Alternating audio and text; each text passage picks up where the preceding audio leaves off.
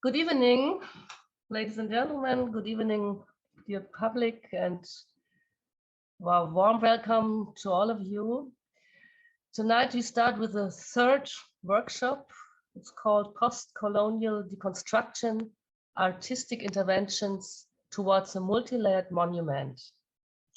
And it's part of the series Recontextualizing Bismarck.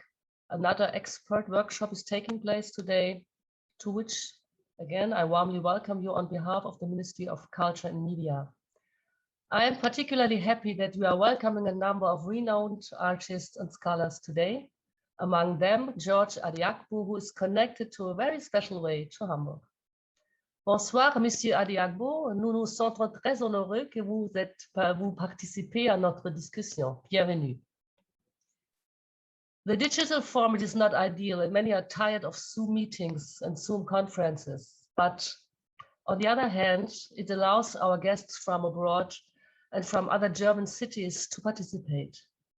This way, we can get voices heard and get to know ideas and approaches that we could not have gained in the analog format. And after the fourth workshop and after the whole workshop phase is over, however, we will hold a longer, larger and analog public event at the Museum of Hamburg History, where we can meet and exchange ideas directly. And as we have a very packed program tonight, I will spare myself further introductory words. All background informations and results of the last workshops so far are documented and can be found on our website.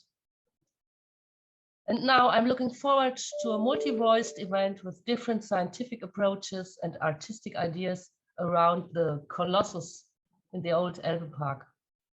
And with that, I hand over to Dr. Linda Irolo, our wonderful moderator, who will introduce our guests and guide you through the event. I wish us all a very stimulating evening. Thank you. Thank you, Verena, and welcome again, everyone, to another round of discussions. I welcome you all, those in Hamburg, Germany, and beyond. Thank you for joining us. We've had a round of conversations so far, and we appreciate that you made our time to join us in this discussion on the recontextualization of the Bismarck Monument. This is a third in the series that we've had so far. And we've spoken to academics and experts who even deal with difficult monuments. And today we are proud to have academics as well, scholars, artists, curators joining us today to give us the practical aspect of this recontextualization. The forum is divided into two segments. We will begin with an input from the panelists, and we will follow with questions. And the second section will now open up to the public for questions. So feel free to post your questions to the specific panel in the chat, and I will try as much as possible to make sure that they get your questions. So post your questions either in English or in German, feel comfortable to use any, and we will try and pass on the questions to the panelists. Today, we have, like I mentioned, scholars, artists, and curators. We have Majid Khan with us, an art historian. We have our folks from the Hybrid Space Lab, Elizabeth Sikaridi and Franz Geller. We also have Dior Thiam. We have George Adiakbo and Stefan Kuhler. We have Jory Minaja, and Brigitte and Thomas from Project Bismarck, and Yolanda Guterres, all joining us today. So I'm going to open up the floor for the panelists to give their input, and we will begin with the first on our list is Majid. Go ahead, the floor is yours. Okay, now you can see it. Yeah, thank you. Thank you so much. Sorry for the technical problems. Before I get to the Bismarck Monument in Hamburg, I would like to shortly share with you the general idea of my ERC project financed by the European Union, which will start on the 1st of November. So it has not started yet, but it will start.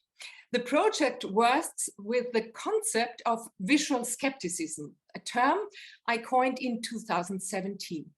The idea of this project is to explore whether and how visual media are capable of calling themselves into doubt. How can they question their own statements and positions with the help of inner contradictions? The thesis is that this form of knowledge production takes place on a purely visual level. It will be analyzed how images can generate inner tensions and operate with dialogical structures that release knowledge. In a second step, this category of visual skepticism shall be made applicable to monuments which were called difficult heritage by Sharon MacDonald and uncomfortable monuments by Norbert Huse. The central thesis in this context is monuments of fascism and colonialism in particular express inhuman ideology, not only on a semantic level, but also aesthetically. Therefore, it is not enough to place an information panel next to the monument, since in this way, the effectiveness of this rhetoric in public space remains unchanged. With the concept of visual skepticism, the project proposes a different approach to these monuments. The monuments should be aesthetically reframed without completely erasing them from memory. The aim of the project is to explore examples of the restaging of monuments and to analyze best practice as well as failures in this field. With the heading Visual Skepticism in Public Space, I organized an exhibition in 2018 from which I will now show some redesigned monuments very quickly. For example, the Casa Littoria in Bolzano, the house of the fascist party in this city in South Tyrol. Until 2017, imagine how long this has been stable, there was a relief with a portrait of Mussolini on horseback with the fascist motto, credere, obbedire, combattere, believe, obey, and fight, and the words Viva Mussolini Dux. In 2017, two artists, Arnold Holzknecht and Michele Bernardi from Val Gardena, added the illuminated inscription of a quote by Hannah Arendt, quote in translation, "No man has the right to obey," unquote, in German, in Italian, and Latin to this relief. Another example, very quickly, that is still the subject of intense discussion is the Haus der Kunst Munich. Here, for example, the artist Mel Bockner wrote Yiddish terms in the frieze on the facade in 2006, which very shortly resumed, stand for Yiddish humor that is set against the pathos of the architecture. I will come to this example afterwards. To give one last example of visual skepticism, I go to Nuremberg. In 2001, a documentation center was set up in the Congress Hall at the Reichsparteitagsgelände in Nuremberg. The competition was won by the Austrian architect Günther Dominik. His design is still considered one of the most successful examples of dealing with architectural monuments from the time of National Socialism. He cut the massive granite-clad walls of the head structure with a rising glass corridor. Dominik took advantage of the paradoxical tensions of the materials. While glass is considered to be fragile, the monumental stone structure was used by the Nazi to embody permanence of the empire, the so-called Tausendjährige Reich. One gets the impression in the documentation center that the more fragile material, the glass tunnel, penetrates the hard stone materiality seemingly effortlessly. This paradox effectively challenges the claim of the Nazi architecture without destroying the building in its original appearance. So the monumentality of the historical building is not destroyed, but the quality of eternal durability and invulnerability is called into question. In my opinion, the basis for any restaging of monuments is a precise analysis of their aesthetic dimension and their aesthetic strategies, for example, also their spatial order. This means that it is not only a matter of determining their political iconography, but also the strategies matter with which this statement is given power and presence in public space.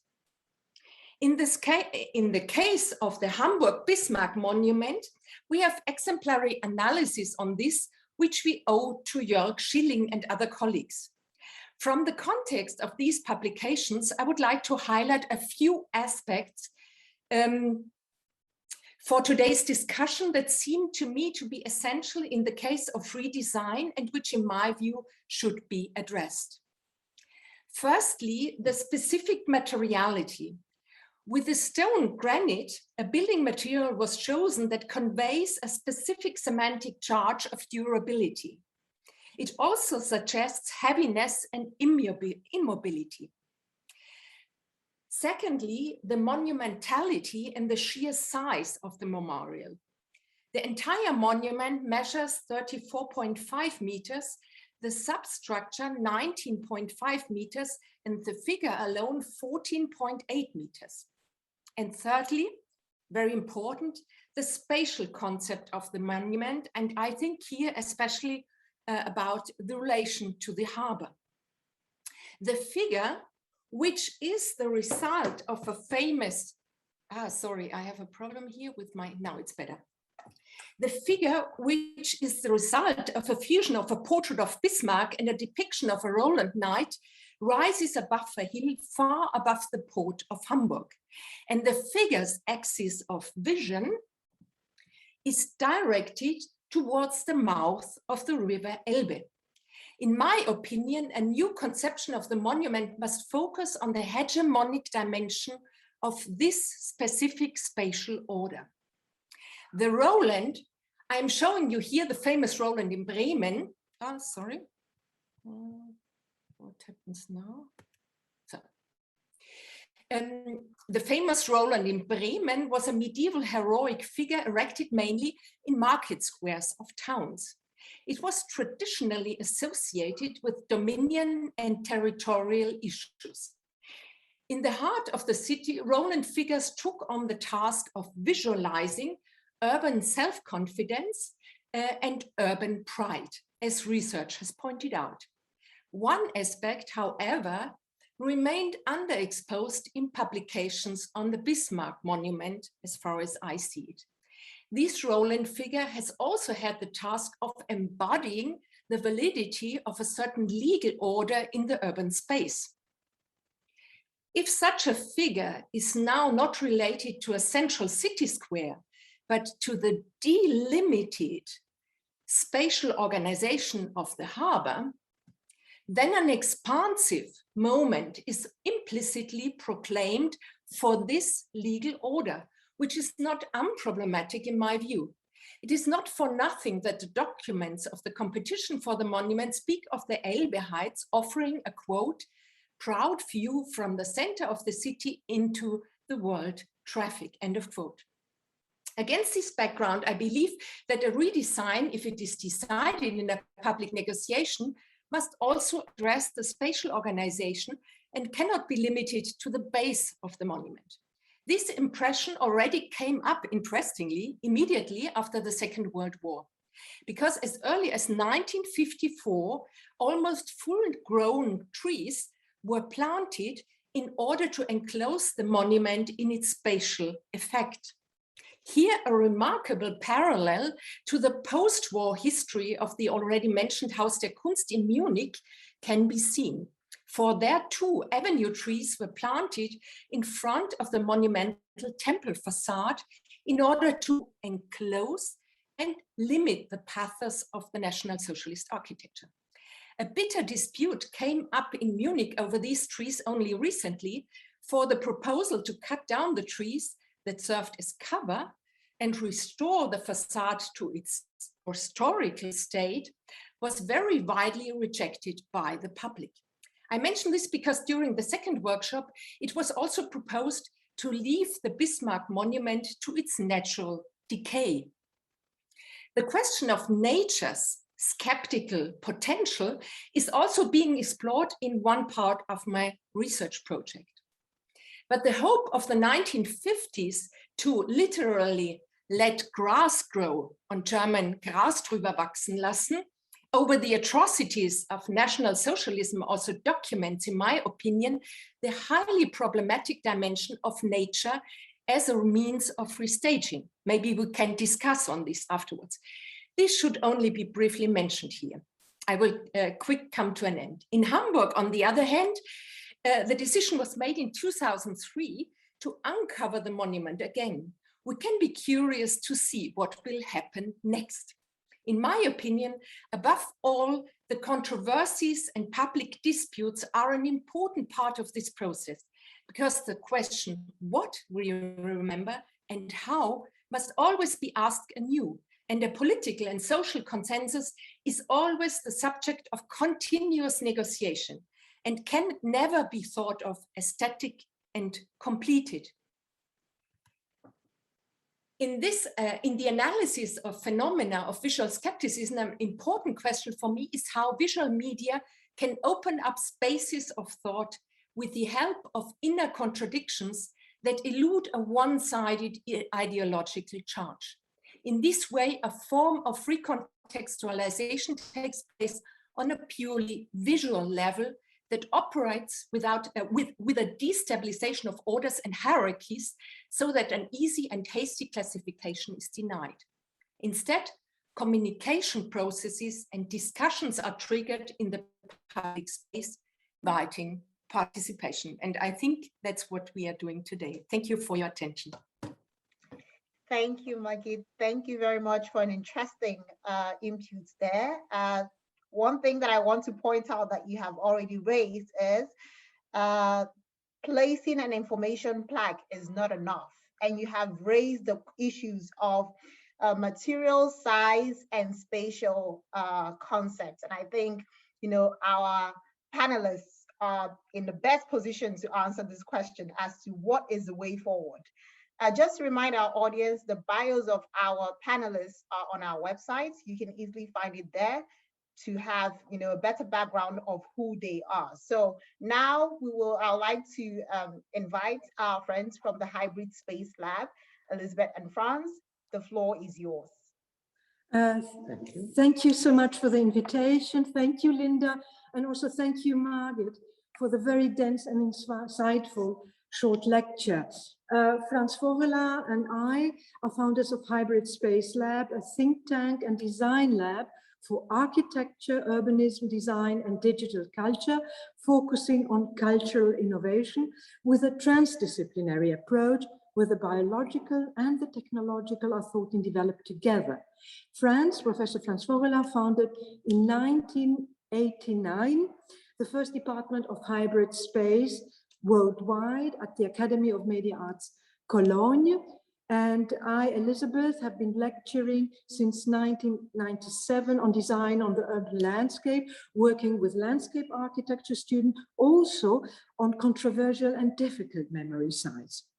Central in our work is developing spatial interventions that reopen and reinterpret and resignify spaces. With Hybrid Space Lab, we have worked on a series of projects that resignify the public meaning of controversial heritage sites and territories in very different contexts, such as the Korean demilitarized zone, the cenotaph of the dictator Franco in Spain, Dutch post-colonial cityscape, or projects for the Humboldt Forum that are paradigmatic of how creative methods can contribute to the collective processing of contested sites. In a moment, you will start our video. We will shortly show some of our projects, and then at the end, 1 minute of lessons learned. Thank you. You can start the video.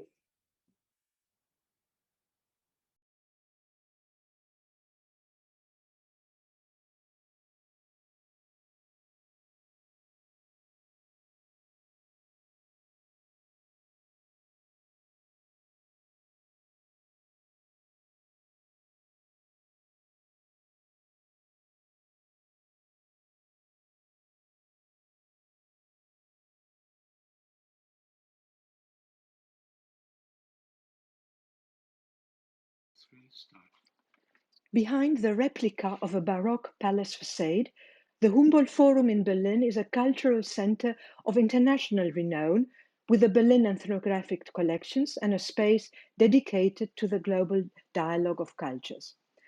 The Forum is named after the Humboldt brothers, the scientist Wilhelm von Humboldt, who founded the Berlin University, and the explorer Alexander von Humboldt. The German government has built a replica of the exterior of the demolished Kaiser's Palace that once stood at the Humboldt Forum's location. The palace was bombed during the Second World War and subsequently demolished by the DDR regime to build a Palais der Republik, also demolished after the German reunification.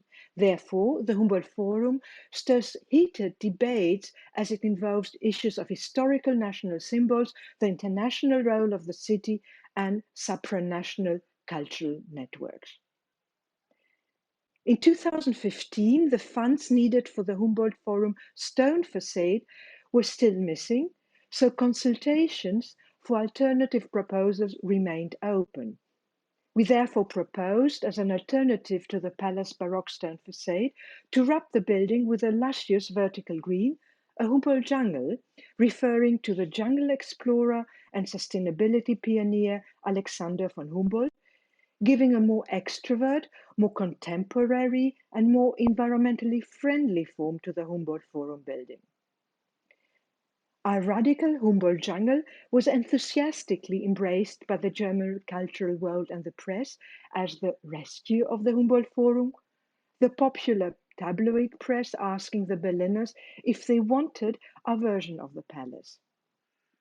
A year later, as the financing of the Humboldt Forum stone facade had in the meantime been secured, we developed in the same spirit as a further proposal the Humboldt volcano, again in reference to Alexander von Humboldt and his volcano explorations and botanical discoveries. Humboldt volcano is a greenhouse pavilion extension to the Forum with a vertical tropical garden and a waterfall enabling the access to the roof and the appropriation of the Forum, opening it up to the city. Humboldt volcano is still being discussed with the Berlin political world and cultural world, and as a project with a very long expiration date, Humboldt volcano could be realized. In this process, from jungle to volcano, we became conscious that detachment, volcano being an independent, detached extension to the Forum, was an excellent strategical move. Humboldt volcano was also very well received by the press. Even the popular press and the tabloids were passionate in the project's promotion. With their specific quality of fusing low and high culture, both projects, Humboldt Jungle and Humboldt Volcano, allow different depths of reading of their multi-layered complexity by very different groups. We are Berlin-based and have a deep and local understanding of the Berlin controversies. At the same time, we're both migrants with an outsider's view that grants us freedom and a certain freshness and novelty of gaze with the power of bringing new perspectives to the biased debate. The facade of an old imperial palace is not exactly something you associate with a multifunctional society where the Humboldt Forum actually wants to propagate. So our experimental palace variant that literally grows grass over the historic ones of this location could be a symbol that fits better to the country's identity in the 21st century. Our projects, Humboldt Jungle and Humboldt Volcano, with the growing green worlds around the palace, are described by Marlein Schronenbohm, author of the book Ein Palast für die Republik, eine kleine Geschichte der großen deutschen Suche nach Identität, as the portrayal of the idea of tradition as a dynamic phenomenon and in line with the undoubtedly most important question for contemporary cultural identity, the relationship between tradition and innovation. With Humboldt Jungle and Humboldt Volcano, we experienced that creative projects can open spaces of opportunity in controversial public debates which are threatened by severe impasse. And this approach can expand, changing the way we collectively process cultural heritage and sites, moving forward stagnating debates on controversial history, allowing for a more inclusive participatory processes in memory making by accounting for the polyphony of previously silent stories and narratives. In our current project on Valle de los Caídos, Valley of the Fallen, close to Madrid in Spain, we examine how large-scale controversial monuments can be transformed with creative and digital tools.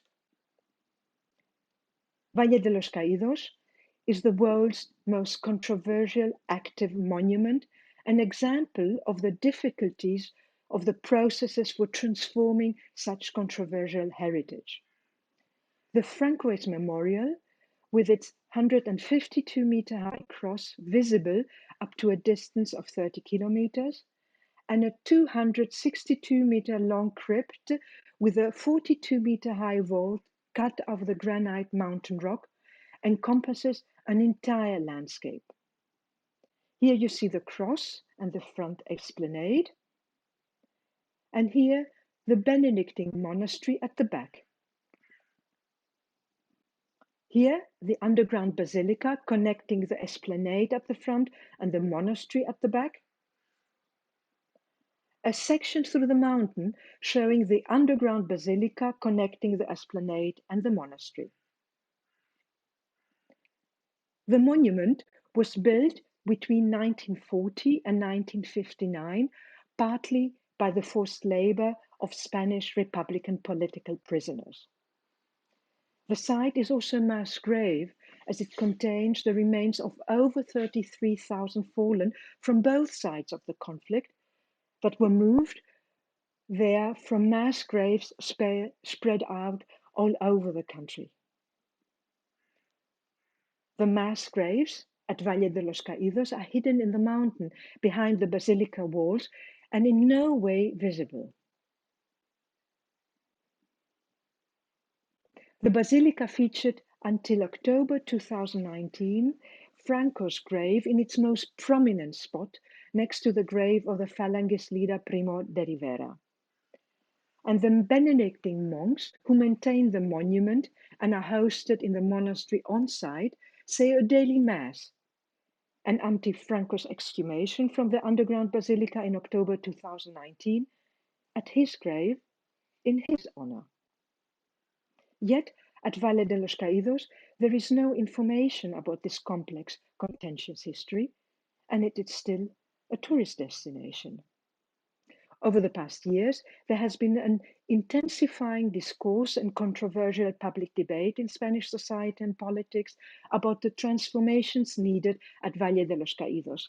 Nevertheless, there has been no artistic approach to find new possibilities and paths to transform and reinterpret the site. So in October 2018, 1 year before Franco's exhumation, we organized a transdisciplinary workshop to re-signify the site, involving Spanish and international experts, creative professionals and artists, creating a framework where international experiences could inform the transformation process of the monument. The Deep Space, Resignifying Valle de los Caídos workshop derived its strength from the potential of an outsider's approach, bringing new perspectives to the conflict situation. The workshop aimed at developing creative processes, concepts, and ideas that can transform the symbolic power of the place. It focused on artistic, architectural, landscape, and media proposals and creative processes that develop future visions.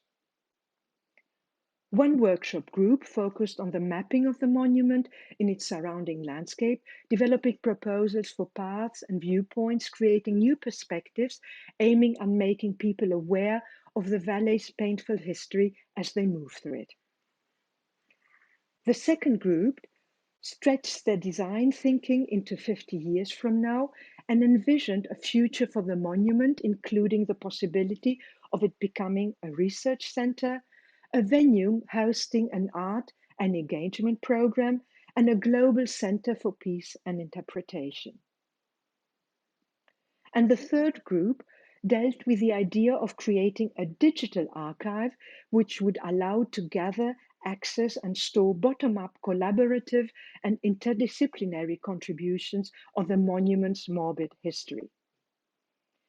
This would foster dialogue, counterbalancing the site's totalitarian narrative with a network polyphony of democratic voices accompanying the decline of the monument, the pixels deconstructing and corroding the stone.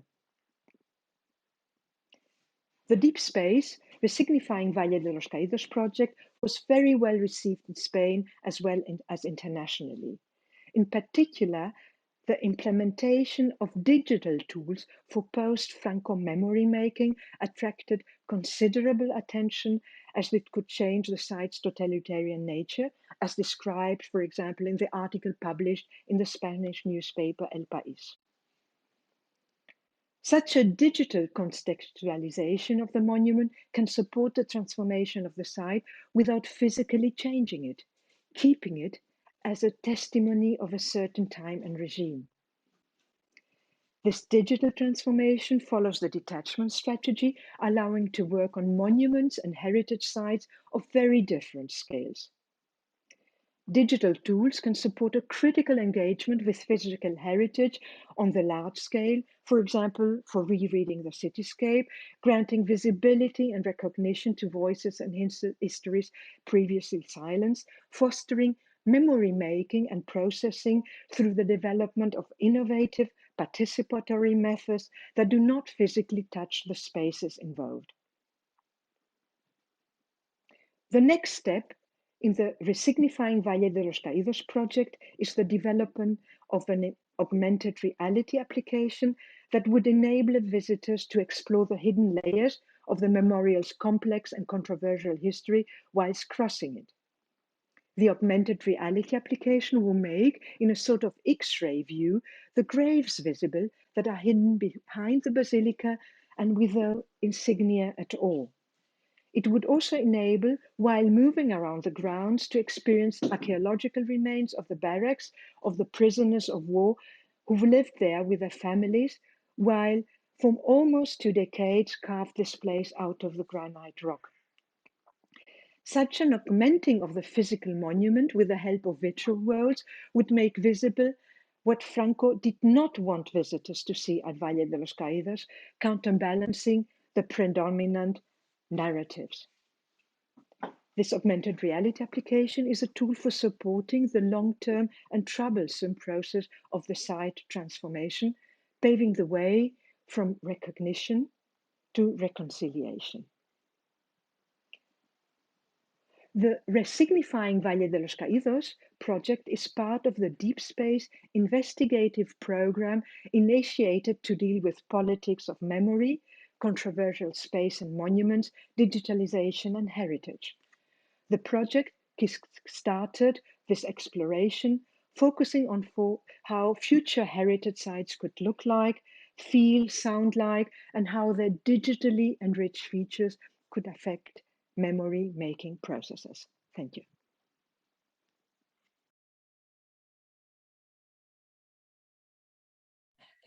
I will keep it short. We could contribute with the lessons learned within the discussion. One thing I want to bring, I think it's very important, I've been following the chat, it's very important to have these discussions, even if they're troublesome.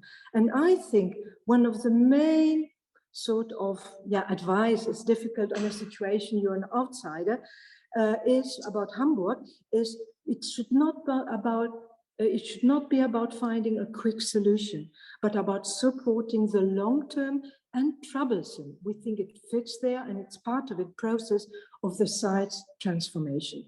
There are more ideas we learned from the work we've done, but we contribute them in the discussion. Thank you. Thank you, Elizabeth and Franz.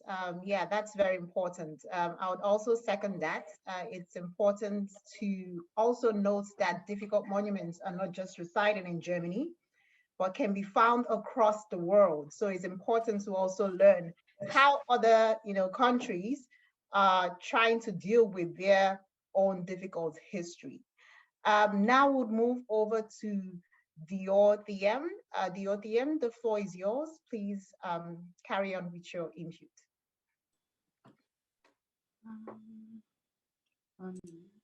Hi, hello everyone. Thank you very much for the presentations that have been made already and for inviting me. I am a visual artist from Berlin. I'm at the moment one of 3 residents of the project Decolonization, which deals with remembrance in public spaces and decolonization of public spaces in Berlin. It's a pilot project, so it's well, more or less the first of its kind or of that magnitude, I would say, and it's a very exciting process. I will share my screen. My presentation is very short.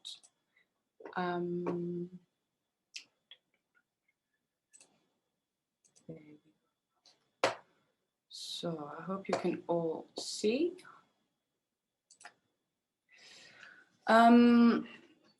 I want to start by saying that I'm coming into this discussion after 1.5 months of residency, and coming out of those 1.5 months with a lot of bureaucratic processes that we have been that we've had to go through. And to get any projects permitted, we have been dealing with the monument protection authorities, with park authorities, and the process has been much more political than artistic until now, which I think is important to remember within these discussions, that we can well think of many possible projects, but that in the end there are people who are the ones who decide which projects will be made.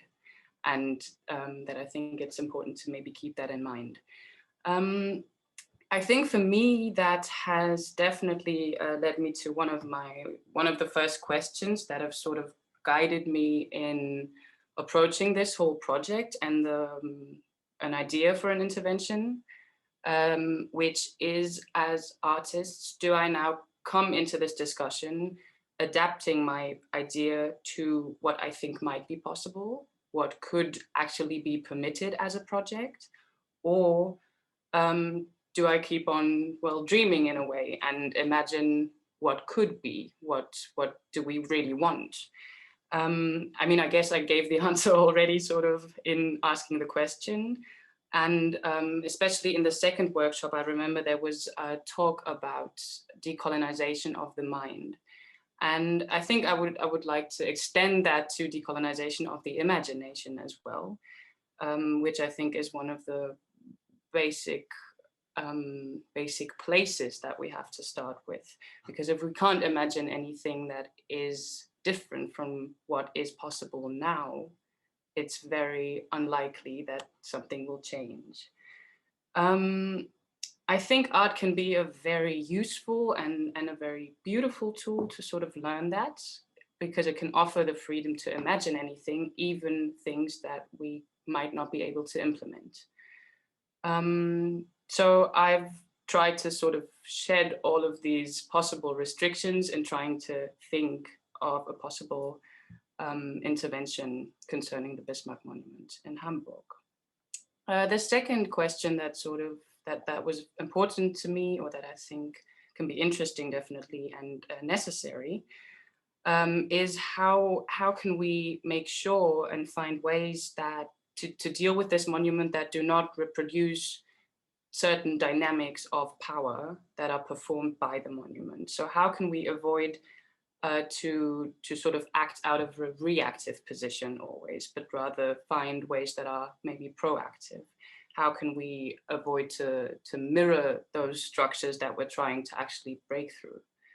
And last but not least, I think in all of these discussions, and I've definitely felt that myself throughout the residency, that I think questions of care and self-care as well are very important in these discussions, and that they sometimes maybe take a back seat. And so I want to ask, as artists, how can we manage to sort of work on these subjects and take responsibility in ways that do not drain us of our creative energy, so that sort of make bureaucrats of us in the end? The proposal that I've come up with is actually it's quite interesting with the two presentations that have already been made. My working title is For Now, Let Them Grow. I will just show this very quickly. So it's actually, yeah, maybe you can see the relation to the other presentations. My idea would be to plant bushes of creepers at the foot of the monument and let them grow over the course of time.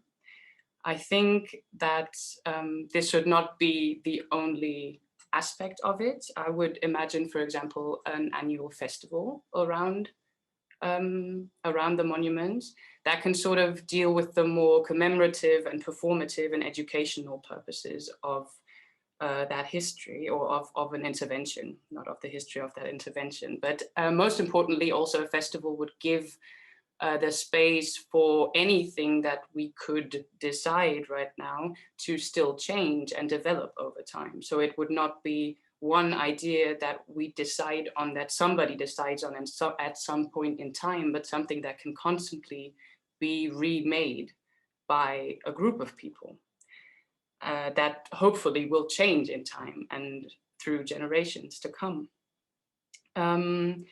We have been sent sort of questions or categories to sort of think along, or to help us maybe conceptualize our proposals.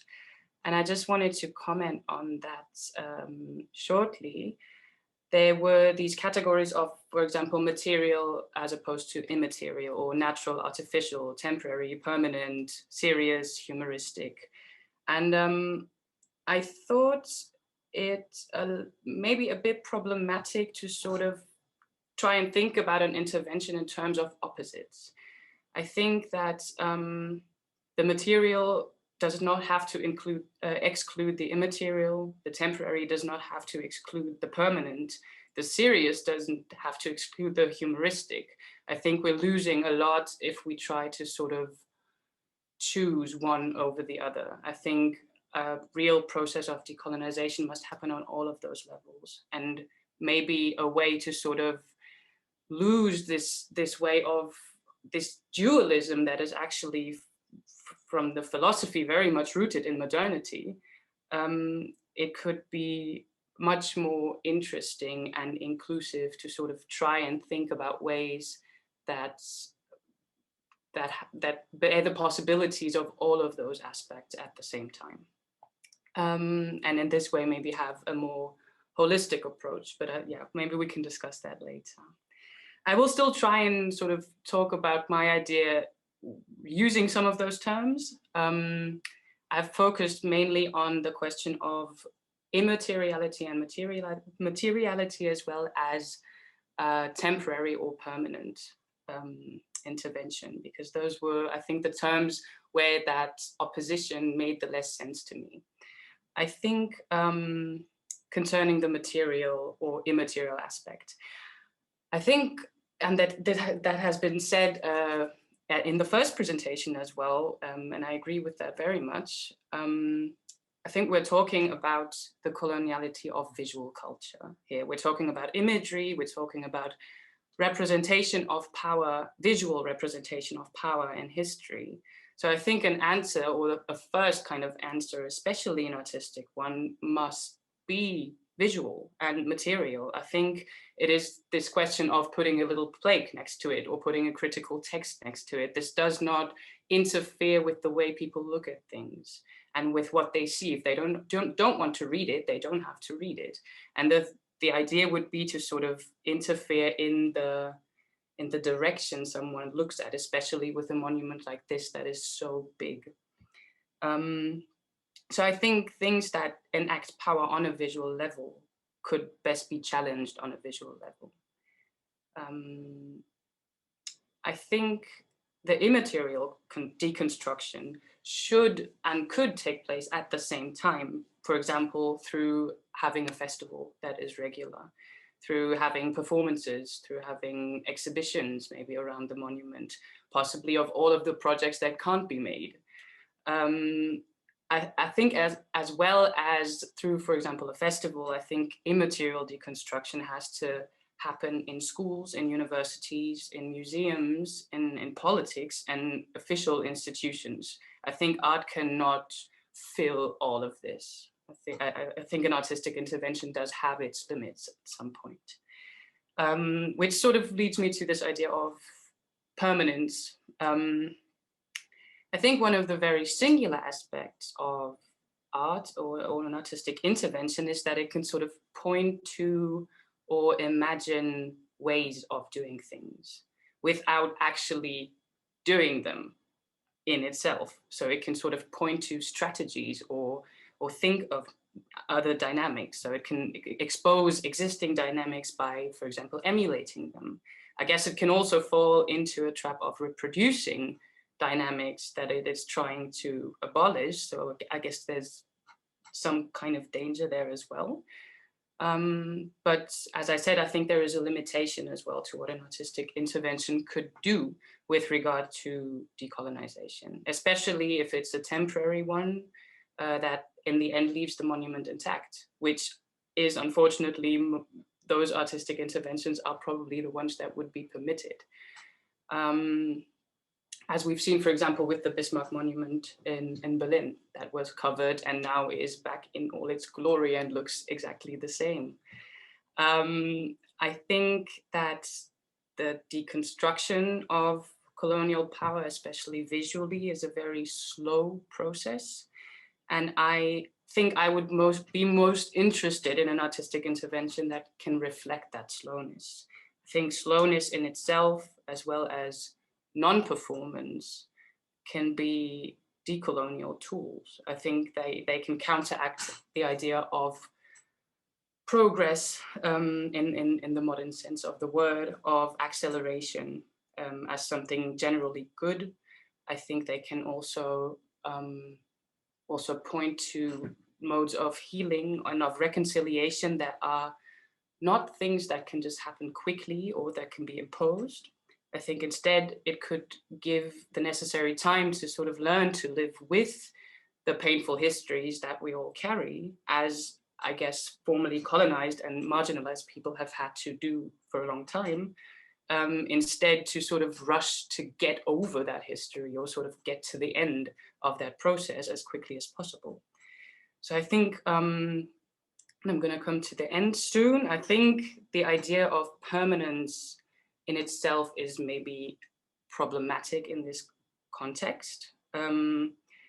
If we say that these statues, or if we agree that these statues were built to implement and are being renovated and cared for now to sort of sustain a certain notion of permanence, be it the permanence of one specific kind of power or one version of history that is supposed to remain the same and remain fixed by this monument, I think we have to think about whether we want to have a permanent intervention there, or whether this idea of permanence might not reproduce exactly the sort of power that we're trying to break through.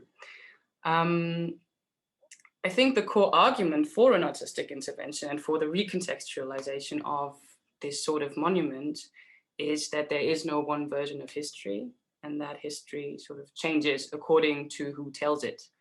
And that if we consider history rather a practice and a ritual, rather than a monument or a statement that is fixed, I think we maybe have to acknowledge that there is real permanence only in those things that can change. So I think a sustainable interaction with this monument or a mediation of its history, as well as any artistic intervention, should, or it would be most effective if it could remain itself open to and represent the possibility of change. Thank you. Thank you, Dior. An interesting point that an artistic intervention has its limits. And I think everyone is really interested in the idea you just proposed. I myself find that really interesting. One, because it does well with the visuals of like covering up what's, is controversial. And secondly, because I assume it is cheaper. So, and I think this is one thing I would also expect to hear from the artists, because a lot of money will be going into the recontextualization. So how do we make this, agenda a lot more, affordable for the taxpayers? So now I would like to go over to Georgia Diabo and Stefan Kuhler. And if you're ready, please, the floor is yours for your input. Thank you. Okay. Hello, good evening. So thank you very much also on behalf of George for inviting us to this round table. And thank you to all the previous speakers, also especially to Dior and her ideas about permanence. There might be some ideas that touch also what George Adiakbo has done so far. I speak English, and I will translate for George and ask him some questions while we show our slides, because George is not so fluent in English. So also you're welcome to ask questions over the chat, or we try to translate. Thank you. So I'm the founder of Kultur Forum Süd-Nord, active in Hamburg and in Cotonou since 2005. So we both shuttle back and forth between Cotonou and Hamburg and exhibition venues. And I will show some slides of Adiakbo's interventions in 2014 in several locations in public space in Hamburg, which bear witness to German colonial ambitions. The first series was an ephemeral pilot project of one-day-only installations, followed in 2015 by a project called Inverted Space, an installation in a glass cube placed in a park with a view on the harbor of Hamburg, from which cargo boats left to gather raw materials from colonies. So next slide, please. So you see like a summary of the project. The project was initiated and curated by the Stadtkurator in Hamburg and our association Kultur Forum Süd-Nord, in particular Sophie Golz and myself. The Elbkulturfonds and the IFA made its realization possible. The locations were shown to us by the artist Hanni Jokinen. She explained their histories in depth to us, and we are very thankful for her, because the work we did is based on the research that she shared with us. Next slide, please. So we in the first round, Hanni Jokinen took us to several places, like the East Africa War Memorial, and next slide, please. And you will see, like in September 2014, George Adiakbo made several one-day installations, which were partially available to the public, some were not. Actually, this is the so-called Tanzania Park, a very controversial place in Jenfeld, which has limited access, which is locked actually now, and a fenced park because neo-Nazis used it as for celebrations in secret. So next slide, please. But here you can see how Adiakbo commented with sculptures, artifacts from Benin. You see the white sculpture with birds at the bottom. Then ironically, he chose some record covers and put them on the trees. And next slide, please. And here you see his intervention in the University of Hamburg. At as many of you know, the building opened 1911 as Colonial Institute and was rededicated only 1919 to become the main building of the university. So here you see some banners that George Adiagbo had painted in Benin to be placed in Hamburg. So I pointed out again, Adiagbo always makes site-specific installations. He does some research. For example, here he brought, it's hard to see on this photo, photos from the City Hall of Hamburg of some persons depicted there. I think it's Lichtwerk, agents of the cultural life in Hamburg.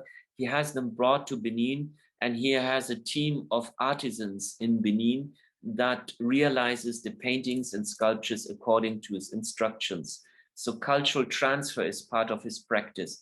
So the paintings that depict scenes from Hamburg come back to Hamburg, and they have a double effect as they look familiar and strange at the same time to the local audience, and allow the local audience to review or look at their everyday buildings or monuments with distance and change perspectives. New slide, next slide, please. Here you see Adiagbo in the lobby of the university, where in the niches where at some point in the beginning of the building, as far as I know, sculptures or busts of persons, of heroes of colonial exploration were standing. Most of them were taken down in the 60s. And so Adiagbo places his installations in these niches. Next slide, please. For example, you see on the left an illustration from a book of colonial ethnology, of measuring, reducing people to objects being measured. He had this repainted in Benin and brings it back to the Colonial Institute in Hamburg. And on the right side, similar images. Next slide, please. Here you see it's unfortunately a little bit fuzzy, but this is the architectural plan of the Colonial Institute 1911, which became later the university building. And if you look close, you can see actually the names of the rooms like language, office of languages, artifacts, etc. Actually, before I forget, this painting and others are exhibited now in Hamburg in the Schlüterstraße 80 in the Art Space Embassy, where Kulturforum Südnord and Embassy collaborated to host an exhibition with 4 artists from Benin, and the exhibition is called Talking Mirrors. Talking Mirrors is a metaphor for an object or something which was confined to a passive role, speaks up and rejects the role of reflecting what is in front of it and starts to talk. And we have the pleasure to have George's work, also this painting, Eliane Aisso's work, Ishola Agbo, and here Usu. It's on show until October 10th. Before I forget, I want to mention. Next slide, please. This is the next intervention in September 2014. It's the court between the City Hall and the Chamber of Commerce. As Hanni Jokinen pointed out, this is a very unique constellation in Hamburg, that the Chamber of Commerce is back to back or touching the City Hall. So the power, the administrative power and the economic power are almost like Siamese twins. So this is around the Hygiene Fountain. Adiagbo made an installation about his impressions of the city and its monuments. Next slide, please. So here you see some details. This is a very interesting sculpture on the left, where you see a colonial soldier with a student teaching him a language which is not his language, probably. That's how how do you call it? For example, Benin has only one official language, and that's French.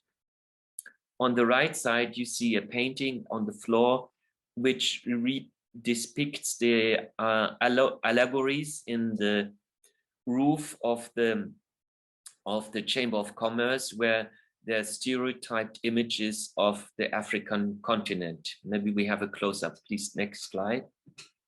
Yes, there you see it a little bit better. So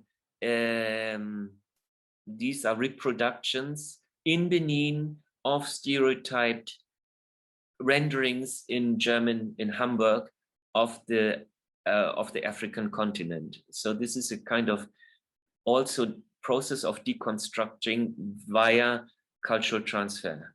Next slide, please. So now we go on to 2015 because the final piece was called Inverted Space. Next slide, please.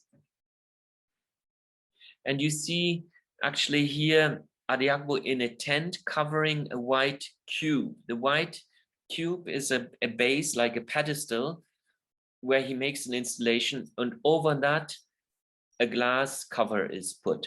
So this is actually the real white cube, and that's why we had the idea to call it Inverted Space, because this is an exhibition which is not in a museum and locked in, but it is available anytime to anybody.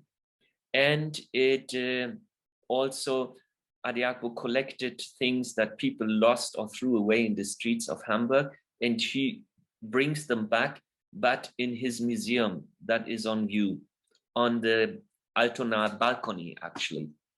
Next slide, please.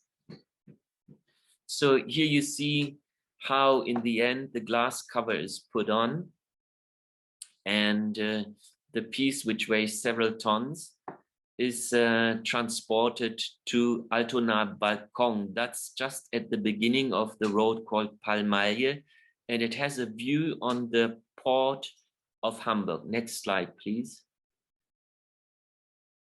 So here you see the piece, and it is very popular.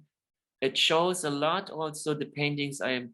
There's several paintings that show the activities of Hamburg shipbrokers like Wörmann and others, and Hamburg Süd Nord lines, and their activities of furthering the colonial expansion of Germany. And the next slide, please. That's the same piece at night. So actually, I'm showing all these slides also with the framework of the question, because there was, at that time, was very little resonance to this activity. And after showing this cube, which was financed by the Elbkulturfonds with an amount of around 90,000 euros, actually at the end of showing the piece in October 2015, I wrote to almost all museums in Hamburg and institutions and said if they would be interested to keep the piece near the museum, in front of the museum. And half of them didn't answer, half of them refused. So the piece is not anymore in Hamburg. And actually, we were showing these slides in order to question actually if this project took place too early, if it was before the discourse on deconstructing the colonial past in Hamburg has started, or did Adiagbo's intervention in public space, in especially this piece, did it trigger processes of deconstruction or not? So it's a difficult question. It goes in two directions. We don't know really, but maybe next slide, please. You see, there's a lot of public looking at it, but maybe next slide, please. So maybe Adiagbo's practice could be inspiring for conceiving new methodologies of monuments and memorials from a different point of view, because his work is rhizomatic and accumulative, inclusive, and welcomes opposing voices. So Adiagbo sees his work like a court session where many witnesses get to speak, and he refrains from making final judgments or condemning someone. He creates a stimuli of discussion and invites people to make their own judgments. And also, actually, we question, like, for example, Kulturforum Süd-Nord has started a thematic artist residence last year, inviting artists from the so-called Global South to explore Hamburg. It's called Reversed Exploration. And each artist, and next slide, please. One more next, and then we come back to this one. One more next, yeah. So each artist gets to make a poster. For example, this is the poster made by Eliane Aissot last year. And on the left side, this is the poster by Amina Zubir, who came to Hamburg last spring and worked. We got her together with the Mark, and she could explore, have access to the photo archives and make collages. The archives were closed for a long time, and it's thanks to the Mark team and Mrs. Plankensteiner that they're available now. But for example, these posters were reproduced in edition 25,000 and inserted in weekly newspapers like the Wochenblatt. And so we question and propose also, instead of creating another monument next to Bismarck monument, what can capillary and parasitic practice do in comparison to that? So it's just a proposition also to consider kinds of actions that continue in different steps that can be called ephemeral, but that continue to push and pins the public to keep thinking about it. So maybe now we go back to the slide before. So actually coming back to Bismarck, we would also like to point out that the relationship between, let's say, colonial relationship is very complex, because, for example, the last king of Benin, Béhanzin, as the French troops were approaching, had a vivid exchange with Bismarck and asking, or being even supported, asking for weapons to defend Dahomey against the French coming. So there was this is actually a book that we recommend. It's very interesting to read about the exchange between the last king of Benin with Bismarck and his ministry about supporting him to defend themselves against the French. So I'm just mentioning this to point out the complexity. So now actually I've been talking a lot, so please, Josh, can we go back maybe a couple of slides to go to some short-term interventions? Manu, can you go back to one at the university, for example? Is that possible? Yeah, for example, here, comment c'était pour toi à intervenir, même si c'est pas seulement un jour, dans les espaces publics à Hambourg, comme ça? Est-ce que tu as eu le sentiment, tu laisses une trace, ou est-ce que c'est trop éphémère? Est-ce que tu as eu le sentiment que ta voix est entendue, malgré que c'était seulement un jour? Tout d'abord, moi, mon travail, c'est une, je ne manque pas de le dire, mon travail, c'est une demande et l'offre. So George always works in dialogue with the people who host his projects. Aujourd'hui, à parler du monument de Bismarck, et le cœur du port, et le port n'est pas le cœur d'un État, si le monument de Bismarck ne devait pas rester dans l'espace du port, est-ce que... So George became also aware of the location of the Bismarck monument, that it is very near the port, the harbor. So he says, like, there is a very strong relationship of port, access to the world, and in Bismarck. Donc, pour moi, bon, le monument de Bismarck dans l'espace du port, c'est là dans la nature. Et quand on parle de là dans la nature, c'est là que fait l'artiste. Le monument de Bismarck dans l'espace du port Et l'artiste est un missionnaire qui accomplit la mission qui est là dans la nature. So he says it is he's in a way, he's impressed by it. So it's, he thinks I think he likes that there's a lot of trees around it, or I don't know, but tu ne vois pas que c'est difficile une personne comme Bismarck avoir un monument comme ça? C'est parce que c'est lui qui a aussi... Non, c'est un espace qui lui revenait, raison pour laquelle, ayant eu l'idée d'un monument dans l'espace du port, on a vu que Bismarck venait d'être dans l'espace du port.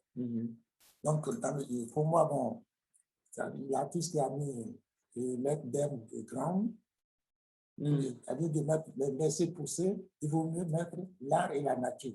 Et ça pousse les gens à réfléchir. Qu'est-ce qu'on ne dit pas l'art et la nature? He thinks that the idea of Geo, of letting it overgrow, the nature taking over, is a good process. So, yeah. Mettre l'art et la nature. L'art et dans la nature. So maybe we can let just the audience look and ask questions later in the chat. Thank you very much.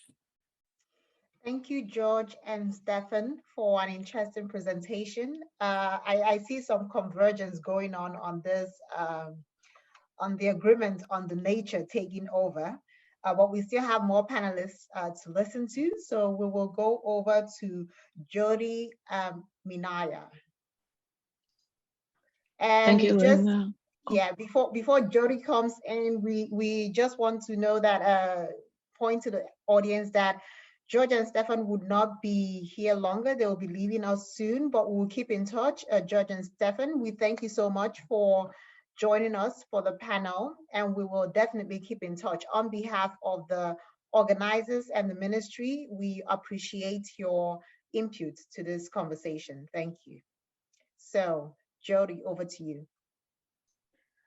Thanks, Linda, and thanks for inviting me to this amazing discussion. I'm going to just jump right into my presentation.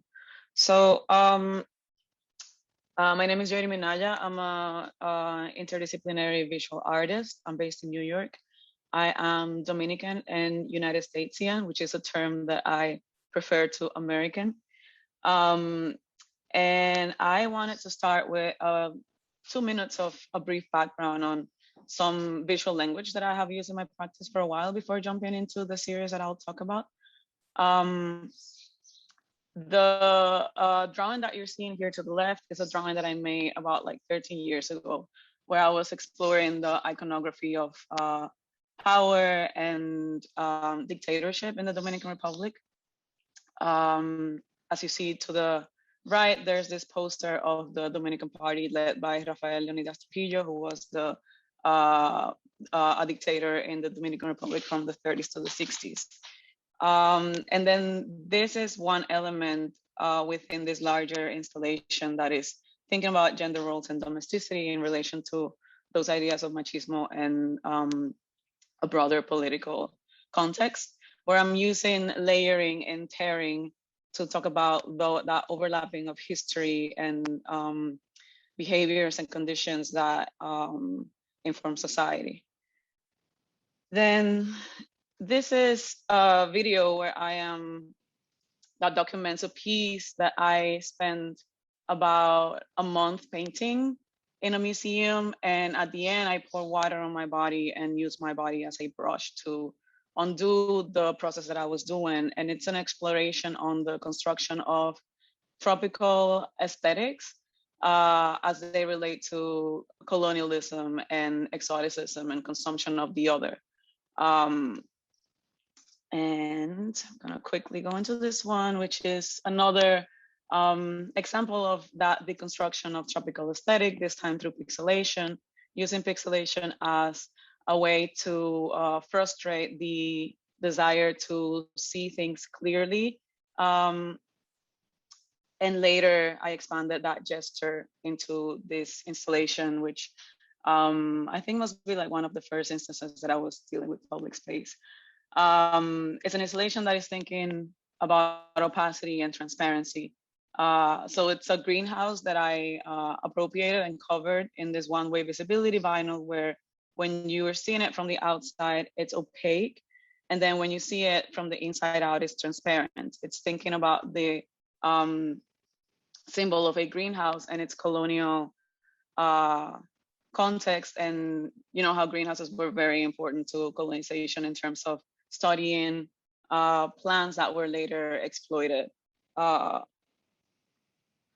Which leads me to the series that I'm going to be presenting about. This series started in 2017 when I was invited to the Bahamas to do an exhibition. And when I was invited there, I found this statue of Christopher Columbus that they have in front of the governor's house, which was very interesting to me because it was a space where different ideas that I had been interested in overlapped, from the colonial history in the Caribbean, but also the overlapping with touristic consumption, because this statue is one, it's a stop in like touristic tours. It's in brochures, and it's a place where tourists go and take photos with the statue of Christopher Columbus in the Bahamas. Because I don't know if you know that when Christopher Columbus came to the Americas, the first island that he encountered was Guarani, which he named San Salvador, which is part of the contemporary Bahamas. And so finding this statue, I proposed to cover it in one of the patterns that I had been exploring in my practice. And they said no. So what you're seeing is actually a computer rendering, a Photoshop montage of what the installation would have looked like, which I printed onto postcards and invited the audience that came through the exhibition to tell me what they thought about my proposal. So you had things like, history is what it was, the past cannot be changed, let it be, to things like cover the fucker, to things like dominance concealed by tropical beauty. Perhaps the statue is a reminder of the political reality we are subject to. So very thoughtful, very interesting answers. Later in 2019, I got a permit finally to cover a statue of Christopher Columbus, this time in Miami, Florida. And because I got that permit through collaborating with Fringe Projects, which is a local arts or nonprofit arts organization, I reevaluated my ideas of appropriating tropical products and tropical print to question these things, and instead took the opportunity to unpack what were the things that really bothered me about this production. And one of the things that I noticed was how you have the same plant used over and over, regardless of that plant's relation to the specific space that is being used at. So you have these tropical patterns being used in like Hawaii or the Philippines or Dominican Republic or Jamaica, regardless of whether they have a relationship with this plant. In this case, plumerias are actually from Mexico in Central America. At the same time, I was noticing how this botanical aesthetic was perpetuated through contemporary design. And in this, in this thought, I was thinking of how botanical illustrations were actually a tool for colonization, an extension of taking over that knowledge, that native knowledge that was later used for the exploitation of these resources. So I'm very fascinated by the global North's fascination with botanicals. In this case, I studied different patterns that I have been collecting. I have a vast collection of tropical patterns that I find on the internet and in fabric stores around the city. And I was thinking of like, okay, so how can I counteract this ideas that I've been looking at in this production? And I thought of going into ethnobotanical research and looking into the question of whether there had been people in the past that had used plants and natural resources as a way to oppose or resist colonialism. And there have been many, but I took this example of the manchineel plant. That is a plant that is native to the Caribbean and South Florida. And the manchineel plant was used by the Calusa natives to poison their arrows because it's very poisonous. And it was one of these arrows that killed Ponce de Leon, the conquistador, in 1521. So I designed a pattern based on the manchineel plant and was really happy to get to cover the statue of Ponce de Leon with this pattern.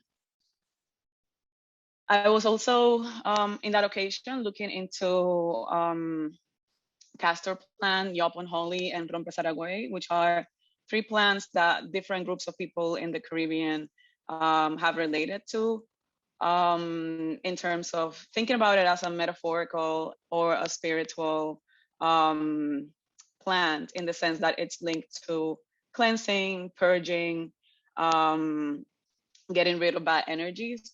But actually the castor plant is also a plant that is native to Africa and was brought to the Americas through the transatlantic trade. And the knowledge of how to deal with this plant was also brought through that same route, because it's a plant that is used not only for the spiritual applications, but also physically it has healing properties. At the same time, it has ricin, which is a very strong toxin. So you have to know how to separate that in order to use it. So this is a pattern that I designed for the intervention of that statue. And this is a statue of Christopher Columbus in downtown Miami. Last year, or actually no, this year, this January, I got to deal with this one, which I was very happy about, because this statue of Christopher Columbus is situated in front of the first cathedral of the New World, which is in Santo Domingo, where I grew up. And it also happens to be in front of the art school that I attended for 5 years. So I had to see this guy for 5 years. And the most insulting part about this statue is the fact that it has a statue of Anacaona at the feet of Christopher Columbus, writing Christopher Columbus's name and singing him praises. And Anacaona is a female chiefess, leader figure from the Taínos, which is the original people of the Caribbean, who was murdered by the Spanish after she no longer wanted to collaborate with them. So you can see how this is especially insulting to have her there. I wanted to point that this space used to be occupied by this palm and this column. And this palm was planted in that park when the Haitians came over to the Dominican side and abolished slavery. So it's called the Palm of Freedom, Palma de la Libertad. And it symbolized the abolishment of slavery. And then this column here is called La Picota. And it was a column where people used to be tied to and publicly punished and killed for being criminals. But of course, under society where slavery was legal, then criminality, you can imagine what the interpretations of that could be. These are some of the plans that I looked into in that occasion. I'm not gonna get too much into them because I wanna get to the one in Hamburg. But all of these are plans that were used by the Taínos and by the people of African descent that were brought to the Caribbean in different ways, be it physically, spiritually, or metaphorically, to resist the processes of colonization in different ways. So we actually didn't get a permit for this one. After waiting for many months, I think 6 months, there was like a one-sided dialogue that we never really got an answer from the institution that governs over this space. But I did get one young and kind of crazy politician to support me in waking up at 5 a.m. and dressing up as construction workers and covering up the statue without a permit. It lived there for about a few hours. We were able to take this photo. It was taken down the same day. But it made it into national news for quite a few days. It was a trending topic on Twitter. So it was interesting to see people's reactions and comments to this intervention because of the way in which it was made. It was very telling, both of, you know, a section of the population that was in support of this type of thinking and questioning, but also very revealing of another section of the population that is very much against it and that regurgitates all sorts of right-wing, nationalistic, toxic language.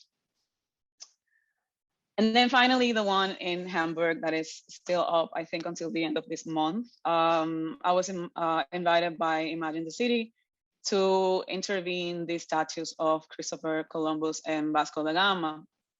And for that occasion, I, you know, after doing research of like, why are these statues here? Why were they put there? What is, you know, what does Hamburg in 1887 look like that people thought that these were good symbols to put on your city? And how did you end up relating to, you know, aligning yourselves to the symbols of world conquest and plunder? And that's how I started reading about the merchants in Hamburg and their role in establishing colonies in Africa and their collaboration or being backed up by the government at the time. It was very interesting. And at the same time, I was also questioning what my role was in this intervention as someone who is not necessarily a descendant of the people that were most directly impacted by Germany's colonization. So I kind of approached it from thinking of like a global approach and a more specific approach in each of the statues. So here are some close-ups of the designs that I did for this intervention. So the one to the left is the one that's covering Columbus. It features the Sansevieria plant and the aloe plant, both of which are plants that came from Africa, are very present in the Americas, and a lot of people use them. I'm sorry, especially people of African descent, popularly use them for remedies, for spiritual associations, for metaphors of power and change. So the Sansevieria is actually known in Brazil as Espada de Llança, which is leading to Llança or Oya, who is one of the gods in the Yoruba, of like in religions of Yoruba descent, be it Candomblé, Santeria, Osha. And also in Nigeria is related to Ogun, and all of these associations have to do with female roles, associations to storms, lightning, change, life and death. And the name itself, Espada, which means sword, was something that was interesting to me in this idea of defense. And then it's crossed as an X in reference to the Akofena symbol, the Adinkra symbol for courage. And also thinking about the rebellions that were carried throughout the global south that had this kind of cross machete symbol, was something that to me was very resonant. The other design is inspired by the Mahi-Mahi Rebellion in Tanzania in 1905, where people took on the symbol or the kind of placed a belief onto these specific plants as beliefs that unify different tribal groups in joining together against the German colonizers. These were the castor plant again, and the sorghum and millet. So there was this one specific man called Kinjikitile Ngwale, I'm sorry if I butchered that name, who produced sacred water from these plants and convinced a lot of people that that would create, you know, resistance to German bullets, and a lot of people then confronted the colonizers based on this shared belief that they were going to be protected through these plants. And I think I'm gonna stop here because I've spoken for a while. Thanks so much for your attentions, and I look forward to questions. Thank you, Jory.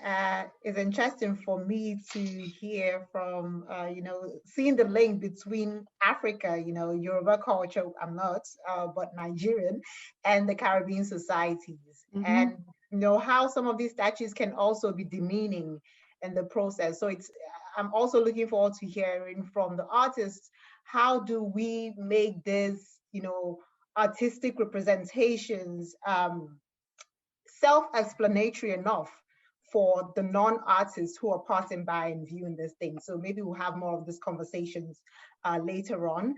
And now I would like to bring in Brigitte and Thomas from Project Bismarck to give their input. Hello. Please. Okay. Hi. Hello. My name is Birgit Dunkel. I'm a visual and performing artist and curator. I'm a co-founder of the group Projection Bismarck and the performance film festival Futur. And yes, we can start with the PPP.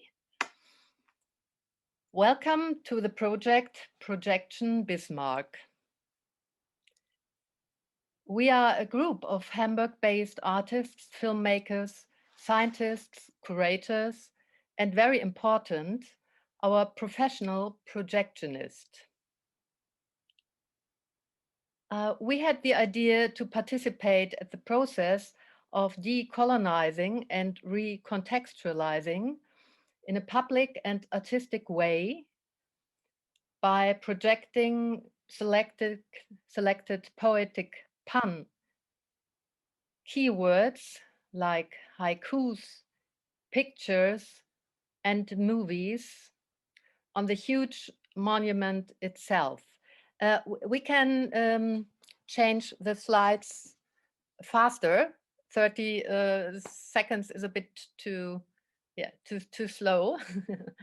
So I can also say, go on, please.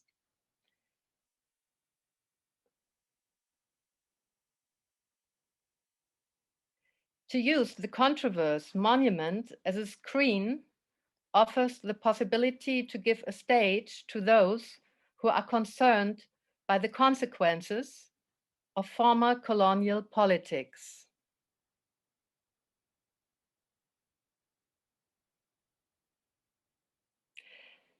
Another aspect of dissolving the male military impact of the statue.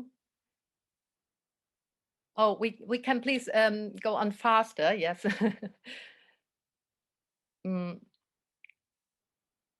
Yes. So please a bit faster. Yes, another aspect of dissolving the male military impact of the statue is to feminize and to slack his stiff position by stretching him into dance positions. Please, next slide.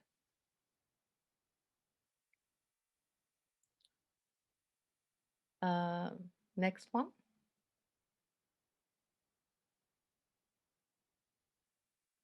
Next one, please. Yes. Could we show the video, please? The link, inserted link.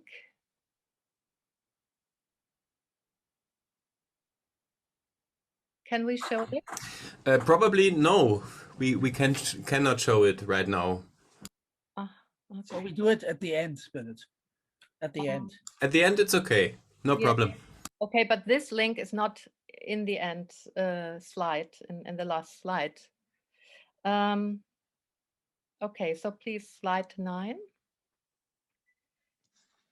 Colored stripes as a symbol for diversity instead of national thinking and colonial racism alternate with text and photographs and messages in short forms. The power of pictures. Their impact is more than an intellectual discussion. It gives feelings and expression and arouse questions for a further debate. Likewise, with satirical word pun representing also the radical positions. Humor has a long tradition in political discussions, and at this point, I commit to my colleague Thomas Tode. Yeah, thank you. I'm one of the other members, a group of 8 people. So please, the next slide. Yes, thank you. We propose a film projection on the body of the Iron Chancellor himself. In the monument-related public space, the art form of expanded cinema was hardly been used so far. Our demand, regular evening film projections on the monument. Don't be afraid of projecting. With films changing every first of the month, open to everyone to participate with a 3-minute short film. One of our goals is Bismarck to end poison, deprussifier Bismarck. In other words, to make him appear less rigid and militarized. Contemporaries did that already. Here we show an archive film which is mocking the state supporting figure of the Wilhelmine policemen. They are jumping around like crazy. It is important to tell the story differently. Do not say that the monument stands for one and all times for militarism and colonialism, but rededicate it and tell a critical story of colonialism, to produce overlays and palimpsests, like in a manuscript page from which the text has been washed off so that the page can be reused for another comment. We can set Bismarck on fire with flames all over his body and thereby pay attention to the heated dispute. It is a highly polarized debate. We shouldn't always claim that everything we do is right and everything that the others do is wrong. Finally, we want to get along in the neighborhood. The specific advantage of this format is that the projection is immaterial. It does not touch the monument, but it has the ability to put it into political contexts.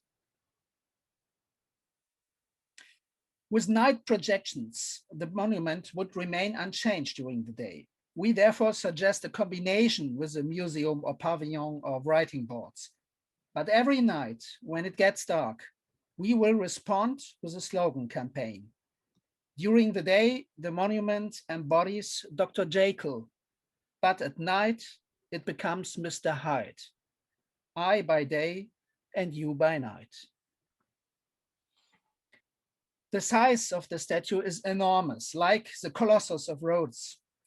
The dispute can not only end in a small-sized counter monument, for example, a small African elephant. This would not be appropriate. We use Bismarck as a giant projection screen. This is an appropriation of the existing monument.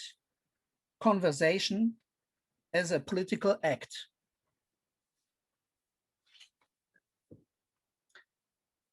We have to anchor the monument back in the neighborhood.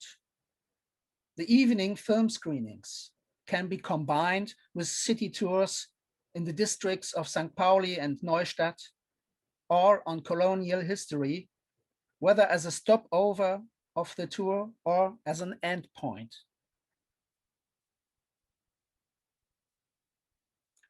The colonial history of Hamburg has to be projected onto Bismarck's body. Only on this ground can it be seen how colonialism grew out of the Prussian primer.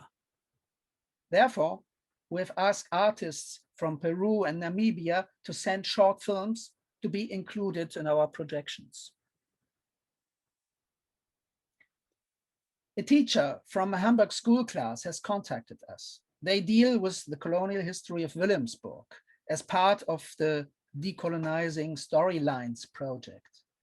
Their starting point is the Bismarck Monument. We propose that they can contribute a film to the projection.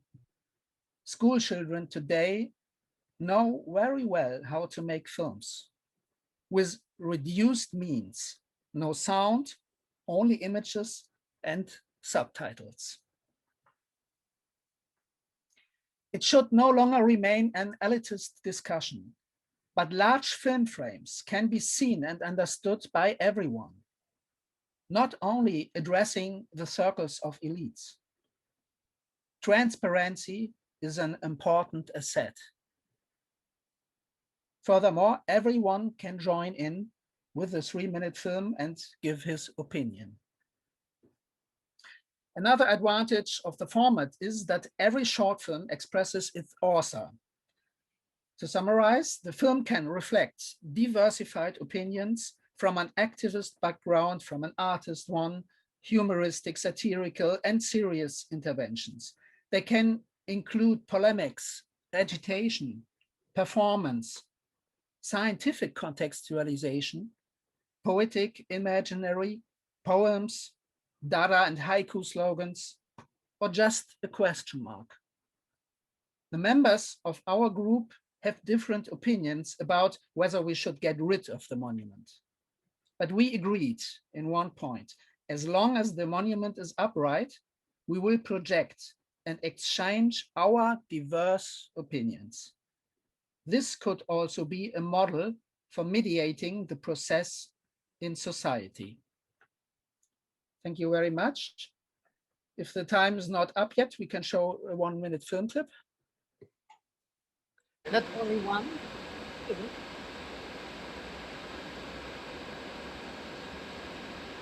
Just to show that they are moving images. No? In our presentation, we have presented slides only, photography.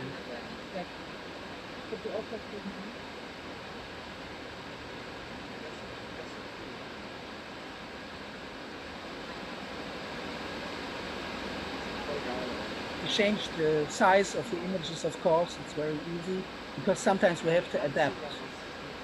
Because if you be careful from the beginning, you can see that only the middle part of the image can be projected. There's much light from the right and the left which goes into the air, but here we try to fix the image. And this is a photo film, yeah. Special screen. It is a vertical screen, and so the image has to be vertical one, and is not suitable to all kinds of pictures and movies.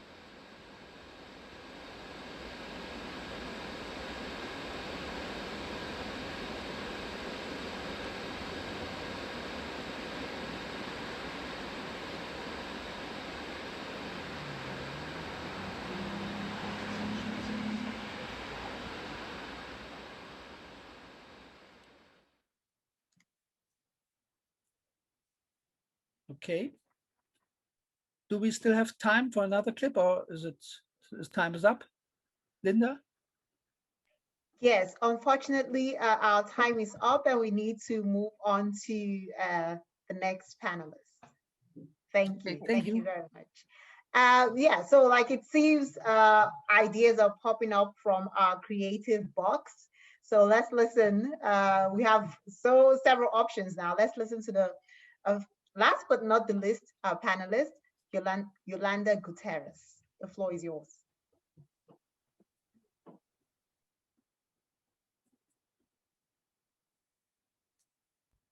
Now. Yes, my name is Yolanda Gutierrez. I am choreographer, curator, producer, video artist. And I would like to share with you my the work I did last summer. Can you see it? This work was an artistic intervention around the Bismarck statue, which took place for the, can you see it? Yeah. Yes, okay. Which took place by the International Summer Festival at Camp Nagel, and was also part of the cultural summer in Hamburg, and it was funded by the Fonds für Darstellende Künste and the Ministry of the Ministry of Media and Culture. And in this work, if you see the Bismarck, there were some photos showing him already. The Bismarck statue is hidden by trees. You cannot see it from the street, which is really very paradox because of its high. So you need to go really to a strategic point to see it. And I think there is some kind of metaphor behind this, because the German colonial past is a topic as well, which is kind of a hidden topic. It's not really well known in the German society, and also this part of the colonial past is kind of hidden too. Over the years, let's say the last years, became relevant by some institutions, people, and of course artists, and a kind of awareness is rising up. By working at the Bismarck Decolonial project, I wrote, the trees can hide him, but they cannot hide the impact of his decision at the end of the 19th century.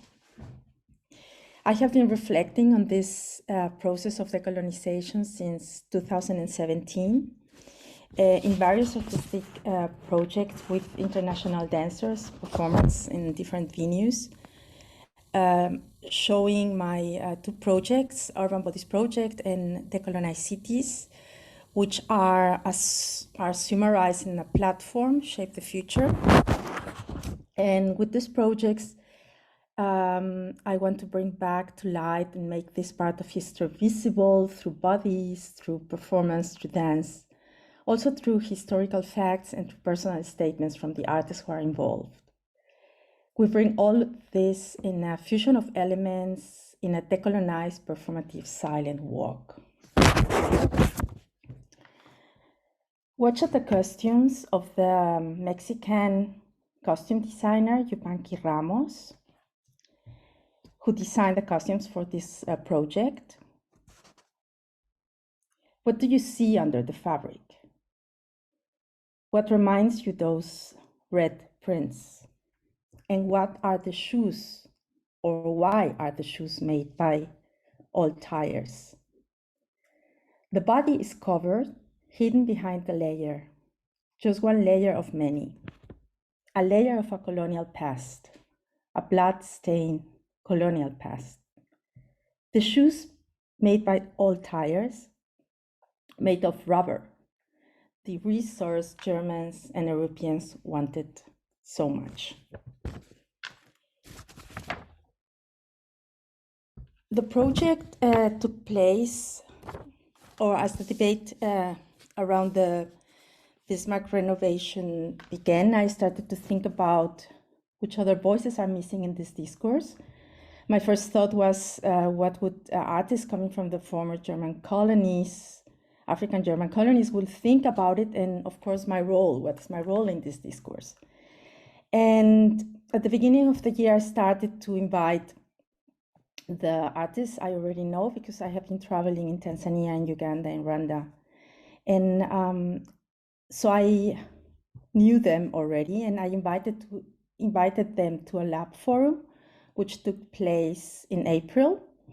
And it was a virtual exchange and also an opportunity to get to know each other and to start to see which ideas could rise up to decolonize this statue. You will listen later on at the trailer, the voice of Isaac from Dar es Salaam, who couldn't come to the Hamburg project because of Corona. He's from Tanzania, and with his fellow Shabani Mgado, they developed this first intervention, both intervention, dance intervention, the Bismarck consequences. And you will listen to it at the end of the presentation of the different projects that took part or were presented. The audio walk brought us to the second thing, which was called Moro Mehiretu, which means greetings from our land, from the Namibian Vichitwa Giharine, performed by Faisal Brownie, both from Namibia. In her own words, she said, this piece is about solidarity. Important for her was to have a fellow Namibian as a Black body to perform, who is also related to this history, and to bring his body and his idea and to stand together at the end of the performance in solidarity, because that's the way to move forward. At the end of her performance installation, she get the dress in a Herero, this Herero dress on, and which is inspired by her people, their resilience, their resistance, their brilliance, their creativity, their survival under extreme oppressive conditions. To use this Herero dress for her was very important to show it in this stage, because it was imposed under colonial conditions and was turned around as a symbol of resistance. So the next performance was made by the Togolese dancer and choreographer Musa Isiaka Midoto, and it was performed at the bridge, where you can see the Bismarck really tiny behind. And she was talking about the importance of listening and also bringing up the fact that many African languages survived colonialism. Even though, French or English was imposed, there still exist many African languages. So at the end of the performance, they were showing their backs to this Bismarck statue, which is, like I say, very far away at the horizon. And he meant that they are looking with hope and with empowerment, giving him the back. Before leaving the bridge, we were then listening again to the second part of the Isaac's piece, and to his powerful voice, which you will listen right now in the trailer. To the next station, the Cameroonian Stone. He was working in a performance in spoken words with a strong content. He read a poem, which he wrote for the piece. And you can find all this with the videos and everything in the, I have a homepage for the piece, so it's called also Bismarck-Decolonial. And Stone places his cultural roots and language at the center of his ideas. From the situation of colonization, own languages developed alongside the European languages, like the Pidgin and Creole, for example. And with the Kalangu, the drum, people developed a communication via codes. So let's watch now the trailer, please.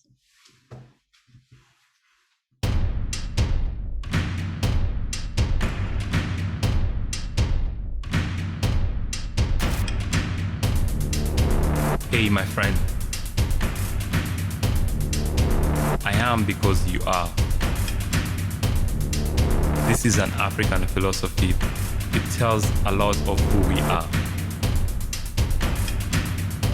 I want to tell my story.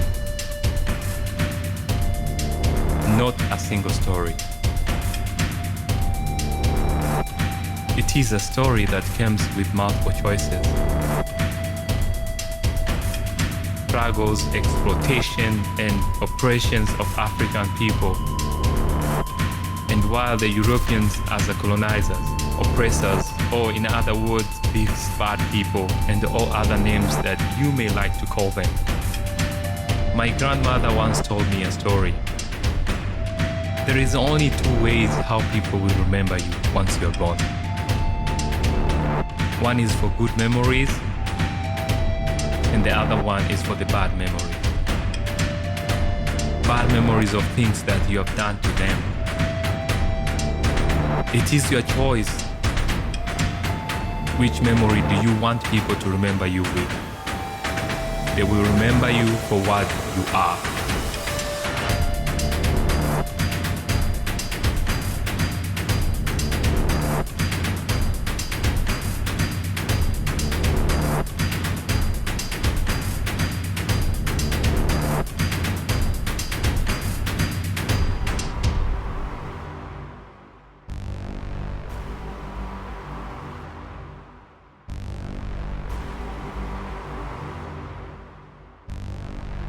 Do you really celebrate Bismarck?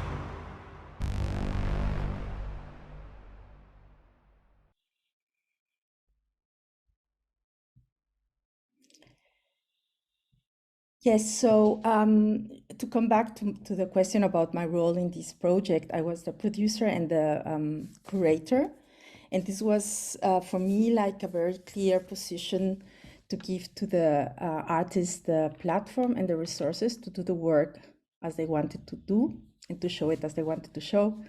But before we started to figure out what kind of performances they wanted to do, I talked with the multimedia artist Calavera, which is also Mexican, living in Hamburg. And yes, and I say to him, because we were working already in 2018 in a stage piece with video mapping. And I asked him, let us do something on the Bismarck, because I think it's really utopian to think about a counter monument who can be like this size or can shadow this huge statue. So I was thinking, okay, then an efficient artistic intervention could be lights on. And he said, yes, we can do it. We just need quite a lot of money, because we need a really good beamer and we need electricity generator. And it was really a long process, and we really needed to solve a lot of logistic problems. But we did it, and let's watch it. For this part, you will see also from the Rwandan illustrator, I worked with him already in June. He did animation for this. You saw it already, some of it in the trailer. And yes, so let's watch the video mapping.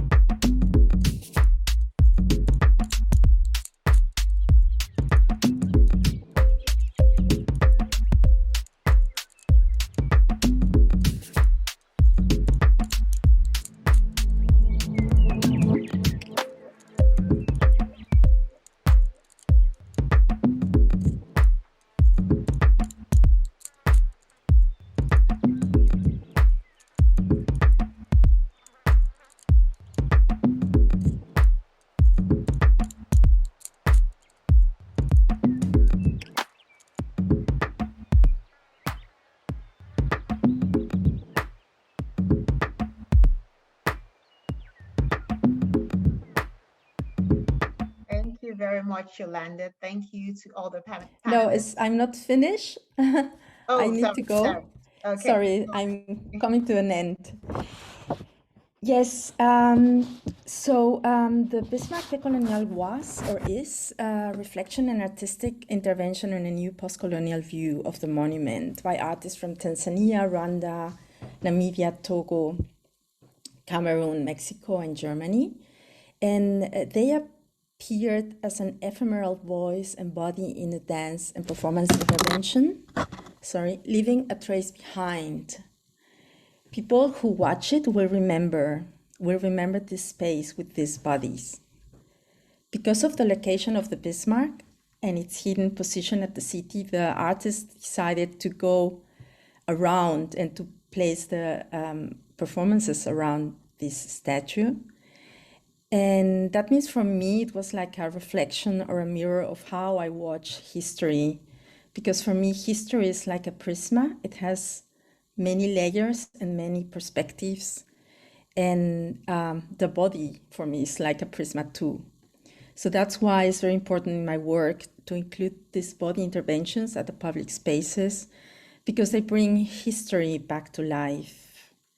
It brings the past to the present and it makes it vivid. It becomes a voice. One aspect which is important in this discourse is the continuity. So that means in this process of decolonization requires time, knowledge, and the will to change. And I think with one project is not enough. By doing, for example, like every year, post-colonial or decolonizing artistic interventions around this space, I think that we can reach much more people and arise a new conscience. Whatever is going to be planned, it needs to be accessible to people, and also accessible to all ages and accessible to all economies. The impact will come, I believe that, not after one project, but after many projects, many years, many fails, many tries. And a platform has been given. I think we are the first project right now after all this debate of the renovation of the Bismarck that took place. And a trace we have left behind for the next generations is there. Because I strongly believe that our presence around this space left a trace that is there. And we cannot dismantle this huge monument, but we can dismantle in our minds the figure of him. That could have a much more long-term impact also for the next generations. I will leave you with a quote of James Baldwin, who is like with me since many years, to say thank you. Thank you, Yolanda, and thank you to all the panelists for very creative ideas. Right now, I will hand over to my colleague, Caroline, to carry on. However, I would like us to begin with the question. You have presented really amazing ideas as to how to go about this monument. Now we need to talk about how does your idea, how is it viewed from the perspective for someone like me, who is a non-artist? How can these performances, these images, this artistic representation send the message that we need, that we are trying to recontextualize and also decolonize this image? And also we need to think about the materials that you've already proposed. In terms of resources, what are the advantages of these materials, the materials you use? Is it like the material for the art, the time used for it, the monetary, additions to the materials? So we need to talk about those things. So maybe we'll start, go from the first presentation downwards again to talk about, to what extent are these performances, these artistic representations, sending the message for the non-artists? Are they enough, or is there anything more that you can do through your creative ideas? So I will hand over to Caroline, my colleague, to carry on. but we will start with Magid. You can begin with your thoughts on maybe your ideas. How do these ideas speak to the non-artists? And Caroline will be taking over. Yes, thank you, Linda. So have a good evening and thank you for everything. And yeah, Margaret, would you, if you want to, you can continue. It's really difficult to jump in right now as an art historian because I'm really very impressed by all the images and all the artworks we have seen. I just have two moments that for me were very strong and important also. Diotam said we have to take care that the mirroring structures that we ought to break through, that the structures which we want to break through, we are not mirroring in our access to Bismarck and to the work. I think this was a very important dimension, and I think all those works we have seen have very interesting accesses to new interpretations. And the other one was when you asked me to sum up and to wrap up and to say what can be the didactic final end and outcome of this.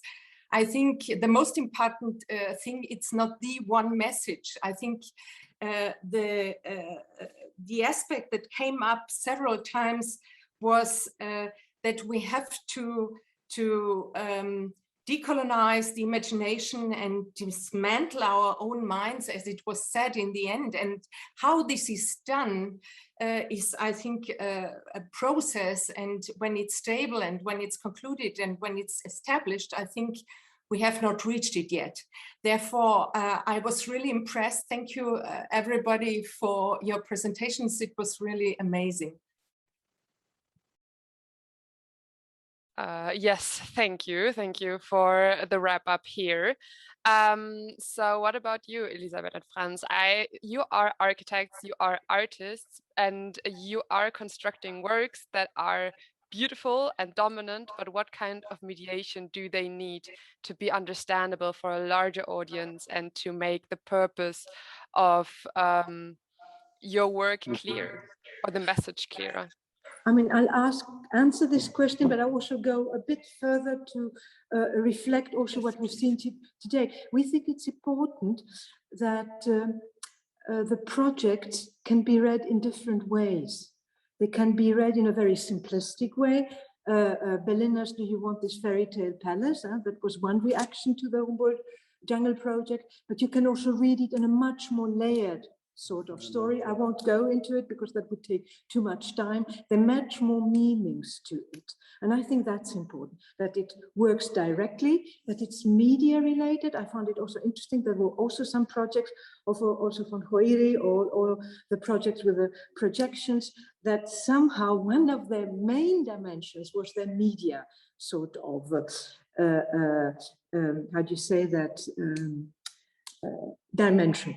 What I find interesting next to things, I mean, I think they're obvious here in this situation of the city of Hamburg, that you're looking at creativity, that you're looking at inclusive processes, that you're looking also at outsiders. We're outsiders. We didn't visit the monument. That's why we could not make a proposal to the monument. And it was interesting to see that all presentations work with this sort of conflict of the public meaning changing, and then you have the longue durée of stone monuments, and also of the situation that these monuments are also testimonies of perhaps mindsets, power relations we are very critical about today. Looking today, I mean, of the projects that were presented and also our approach, we talked about the detachment, Humboldt volcano, detaching it, Valle de los Caídos, overlaying with a digital informational layer that explains it physically, on site. It was interesting to see that you have many overlayerings. You had the green overlayering growing on Bismarck. You had von Georges rhizome sort of overlayering or different stories. You had the patterns overlaying, the projections, but also the performative things around it. So that's an interesting issue, this overlaying of the monument. And what we also found interesting is, because of course it's also our approach, we think it's important next to post-colonial, to gender, but also look at this monument from a point of view that goes beyond the primacies of the Anthropocene. It was interesting that nature was resonating in many projects in different ways, of course. And next, I mean, I will finish with what I also mentioned at the end of our presentation. We think very important. We think it's really important to have this monument, because then you have this discussion, and this discussion is precious. Not changing the monument, but having this discourse. And that's why we think you should not look for a quick solution, but support the long-term and troublesome process of the site's transformation, because that's the main sort of social, how you say that, function. That's the most important thing you have through the situation. Thank you very much. I think you raised a very important point there, that the discussion might be the most important, or the actual discourse might be the most influential part of the debate. So just with the look at the time, I'm not going to go into depth here, but I'm going to continue with Dior. And you proposed to us a very interesting planned collage. And I was about, like, with already in accordance with what Linda already alluded to, I wanted to ask you, what kind of mediation do you think might be necessary with this kind of installment, like with installing or with leaving the plans taking over Bismarck? Because if you just leave it as it is and just plant plans on the monument, don't you think it might just look deteriorated without any context, without the without the deconstructing context that we need? I think, no, I don't think so, actually, to be quite direct. I think that it might to some people. I mean, that I think also for me, the question of how does it speak to someone that is not an artist, I don't think I'm actually the person that can answer that, because I am an artist. So I think I can think about that. I can try to implement it in my process of thought, but I think I can't really answer that question.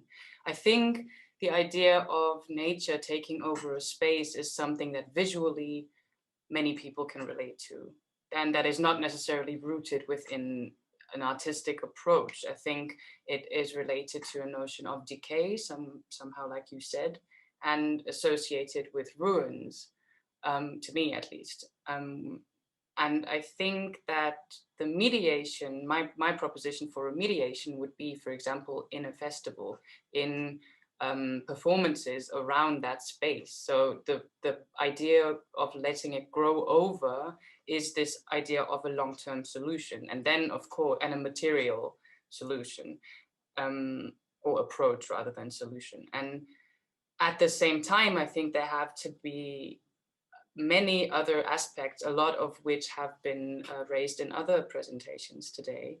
And in this sense, I think the idea of letting it grow over, I don't think that the plans would have to explain the colonial history. I don't think anything that you put on the monument can actually explain this history. And I think that's what I meant before with artistic interventions have their limits as well. You have to change education, and you have to change things at other level in the society. I don't think that one intervention on this monument can provide that. Thank you. That was, an absolutely legitimate question at that answer at that point. There was a question in the audience for you that was directly addressed to you. They asked how you would deal with because in the basement of the Bismarck monument, there are national Nazi symbols. And so somebody in the audience asked how you would deal with those, because they're not like publicly accessible, and so they couldn't be, or they were not, or it's not easy to include them in a kind of performance or in a kind of festival. And at the same time, like it's the, you know, the visible being, like the non-visible being there at the same time. So how would you deal with those? Even as, like, I'm asking you as an artist right now, do you have any spontaneous ideas? Yeah, I saw the question in the chat. Challenging. No, I don't think I have a direct, clear response or answer or solution. I think it would be interesting to know why they are not accessible, and why, if they are not accessible, why is it important to keep them there? So I think maybe that would also, I mean, these are all questions that could be raised in discussions or panel talks such as this, or in the realm of performances on site. I mean, for me, the question of visibility is very important in this, because of course it's important also to know what is not visible, but how do we, I don't know how do we deal with these symbols that are inside if we can't access them, and how do they influence our visual perception of the space if we can't see them? So I think that would be my like intellectual approach, maybe to start and think about this, but I can't give one clear answer now. Well, I wouldn't like to. Yes, that's completely fair, and thank you, and a very valid questions, very valid answers again. Come on. Yes. Okay, so I want to say something about that. Yes, please. I really didn't want to put it in my talk, because then this will kept in the minds of the people, and I wanted to concentrate into what the artistic work was. But it's a fact that this is a magnet for the right wing, and we had a very bad experience with this in the last performance of which you saw with the Herero woman. He was quite near to the Bismarck, in a kind of a place where you couldn't see her. There's this platform which is like beside just near the wall, this graffiti wall. There she was performing, and one man came and did the Hitler salutation in front of them. So any of us saw this, and the artists were saying this to us afterwards, also to protect us, because it was like the premiere, it was, you know, and so they didn't want to say anything. And the second day they came and told us that, and I was very affected. I was really emotionally affected of that, because I thought, why I didn't think about to take care of them, to take care of the artists who are there, and knowing, because of course everyone knows that the right wing, this is a magnet for them. They know that this is existing. It's not that, even if it's not visible, they know that this is inside the base and the basement of the Bismarck, and so I was really very affected about that, because yes, I thought, okay, we need really to protect the artists we are inviting, because they are Black, they are from Africa, and they are receiving this aggression. This guy did the salutation and then he left, and apparently he was part of the audience, because we are using this Bluetooth headphones, so it's like a silent walk, and he was having this on the neck, so he was part of the audience, which is even more scary. And I think anything what needs to be planned, if we invite artists from abroad, they need to be protected. That's a fact. Yes, I totally agree with you that we need to protect artists from that, and not only artists, but yeah, maybe I think this is a different debate. But thank you for your contribution anyway. And I'm very sorry that you made that experience and that the artists made that experience. So again, with a look at the time here, I would ask Projektion Bismarck at that point if how you feel about the activity or the passivity of your work, because what you do might seem very passive, very just approachable in the night. There's just some point that was a point that was raised by the audience as well. Do you want to say something to that? Yeah, of course. It's one of the problems of our work, of course, because it's only half of the day or half of the night you can access that. And but that's why we said our concept has to be connected with other concepts. We have to be open, no, to do it together with other ideas, because this is only part-time idea. And I was wondering, it was interesting to hear from Margit, no, that she was thinking about the Roland figure. And for example, we had in one of our 4 projections, we had some films presenting Roland figures and also the Oscar award, because it's the same statue with the sword and so on. So it is the individual artist who thinks about how to address the public, your initial question, how to address the non-artist. And our proposal is that we can start a program like this with some films. We can do it for some months, but it must be democratized. That's the idea of Dior, who said we have to avoid to mirror the power structure of the monuments. And so the question is, how can we get as much people inside the project as possible? So I like the idea of George also, who said there are these witnesses, there are many people, many witnesses has to speak. And that's one of the most important problems for me, to invite people as a producer of small films and also the spectators, of course. Birgit, do you want to?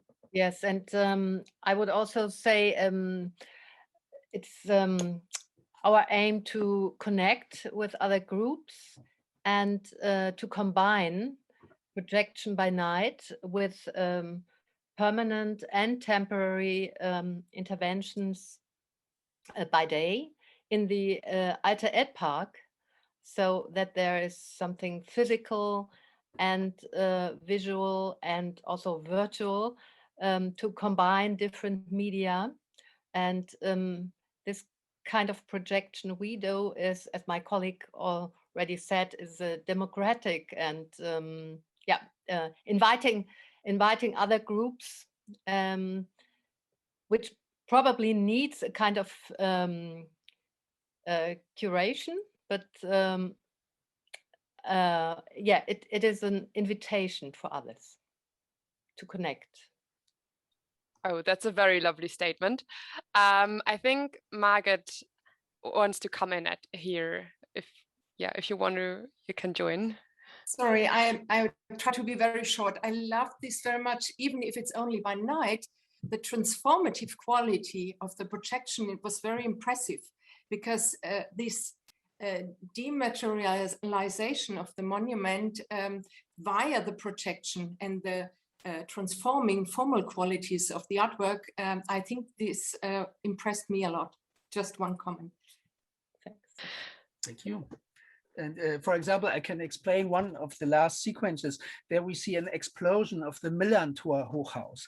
It is quite near to the statue, for the others who don't know the location. And it is, of course, the possibility to include fantasies of violence to explode the statue, but it is immaterial, as I explained, but it opens the discussion, and that's what I agree. That's the most important thing. We have to discuss, and we have to bring it to the other people, not to stay in a small group of elite discussion. Yes, thank you. I think you made your point. So triggering the discussion and interacting with other forms of performances and interactions. I think one thing that this debate pointed out very clearly is that we can't have just one intervention, but several. So Joyri, how about you? Because you have a very distinguishable footprint, and you left a very distinguishable footprint on in the frame of the gate. Would you say that covering up Bismarck would be a good way to deal with the monument? And do you think, and how would you, again, I'm coming back to mediation, how would you mediate it? Do you think covering something up would do the job? Do you think it would cover the multi-layered monument, not only the not only the colonial history, but everything? Mm-hmm. Yeah, in regards to mediation, I think education is very important, and having, capable educators that can have, like, can you hear me? Hello? Oh, okay. Okay, so I think, Joyri, we have a technical problem here. Oh, I can hear you fine. Yeah, people can hear me? Oh, okay. So I'll just continue. I hear Caroline talking about a technical problem, but I don't know if maybe it's on her end. So education, multiple entry points, people that can break down different ways of engaging with this history, multidisciplinary entry points. So I'm thinking of like my project called Tropticon, which is this greenhouse that you can enter, and it's this bodily experience. Versus something like the pixelated wallpaper, which I didn't have time to show, but it has QR codes that when you scan them, it will open up other links in your phone that then can be used as further places of information. Public discussion is something that I think a lot about in my work, as you may have seen with the postcards and the comments on the interventions that was covered by the news. And in regards of whether, covering up Bismarck is going to do the job, I think it will spark conversation. But at the end of the day, I'm operating from the limitations that I feel a lot of the artists that presented here are operating from, in the fact that we can't blow it up, that we can't take it down, that we can't throw it in the water, So I think that is much more interesting than any proposals that I can make. I know there's a lot of fear around this like radical position of like destruction, relocalization, even permanent interventions. But then I wonder, why do I have to deal with the remnants of these past ideologies? And then why can't future people deal with the remnants of our ideology today? I mean, that's history and it's moving and it's changing. So I think that, I just want to clarify that as much as I love my work, and I think a lot about it, I'm very, intentional about it, I am aware that I'm operating from the limitations of temporality that is not the temporality of stone or metal or any materials.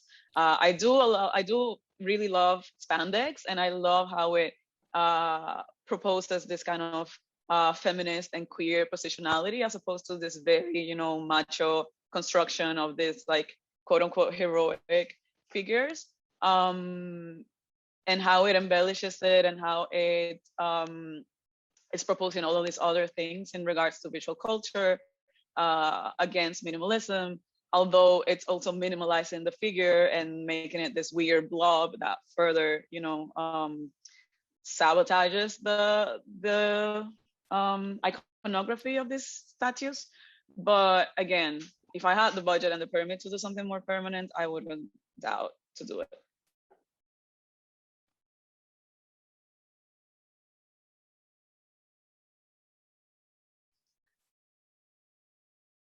I'm sorry, I've been spotlighted again. Am I supposed to?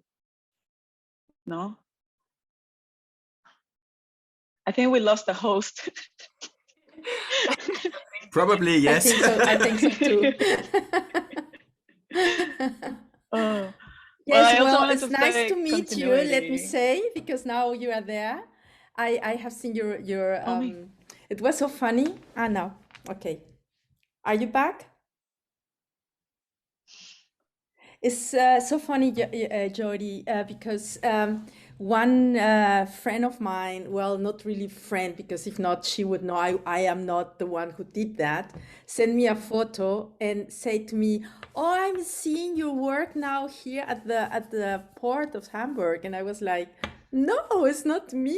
It's great. That's so Great funny. work, but it's not me.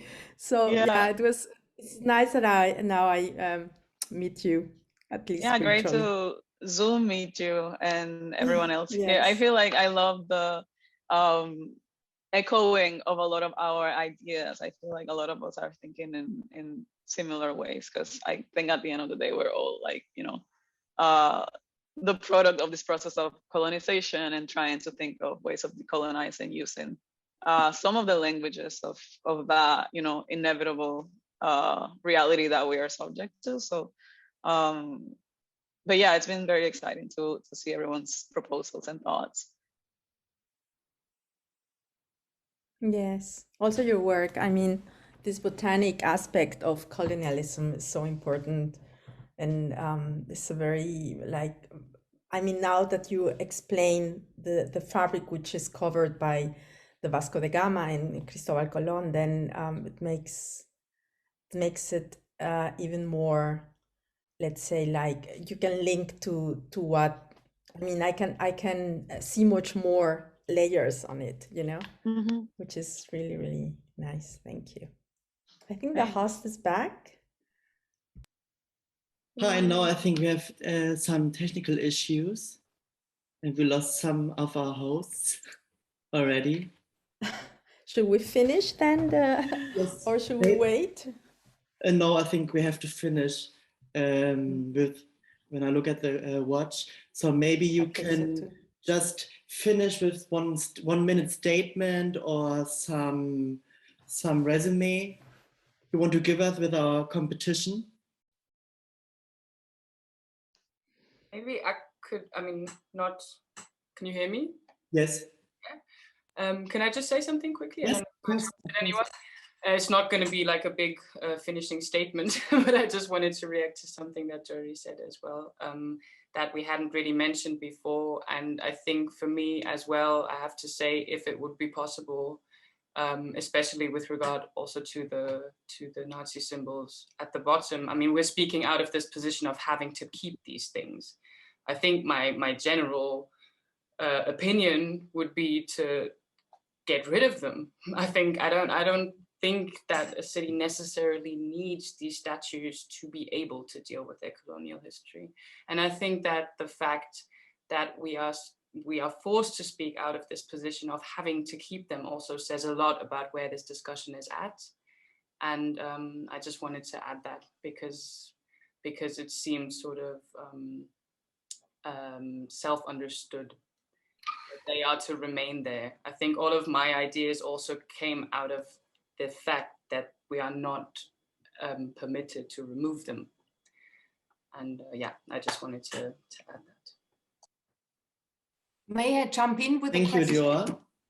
May I jump in with a question? Would you do the same with the difficult heritage in Germany remaining from National Socialism? What would you say if a party said, let's get rid of it, blow it up, everything? What would you do then? I think I have to say, for me, there is a difference between, for example, the rest buildings that remain or statues, because I think they were built in a different context. And I feel that it is a different, I mean, I couldn't answer that on principle. I think it would still probably, my answer might change depending on what space we are actually talking about. But in general, I think that there is a difference between, for example, the remnants of concentration camps and also, for example, how they are being used and how there is some sort of mediation on their history today, as opposed to these monuments that we take for granted that they are just like watching over our city and that they are everywhere without any information around them. So I think there, for me, there would be a difference. I wouldn't compare that necessarily. And we have this difference nowadays in America also, because they get rid of General Lee, but not of Washington and Franklin, even if they had slaves at that time. No? So we have to consider the context of each monument precisely. For we wouldn't accept the swastika nowadays. That's the reason why it's not accessible, or only in special cases with scientific support or accompanying. But we can, with Bismarck, it's different, for me at least. It's different because this is not a colonial, in the first row of a colonial monument, because it's about the unification of Germany. The 8 minor characters around him are the 8 German Stämme, the 8 groups of German, Bavarian, and so on. So it has to do with unification.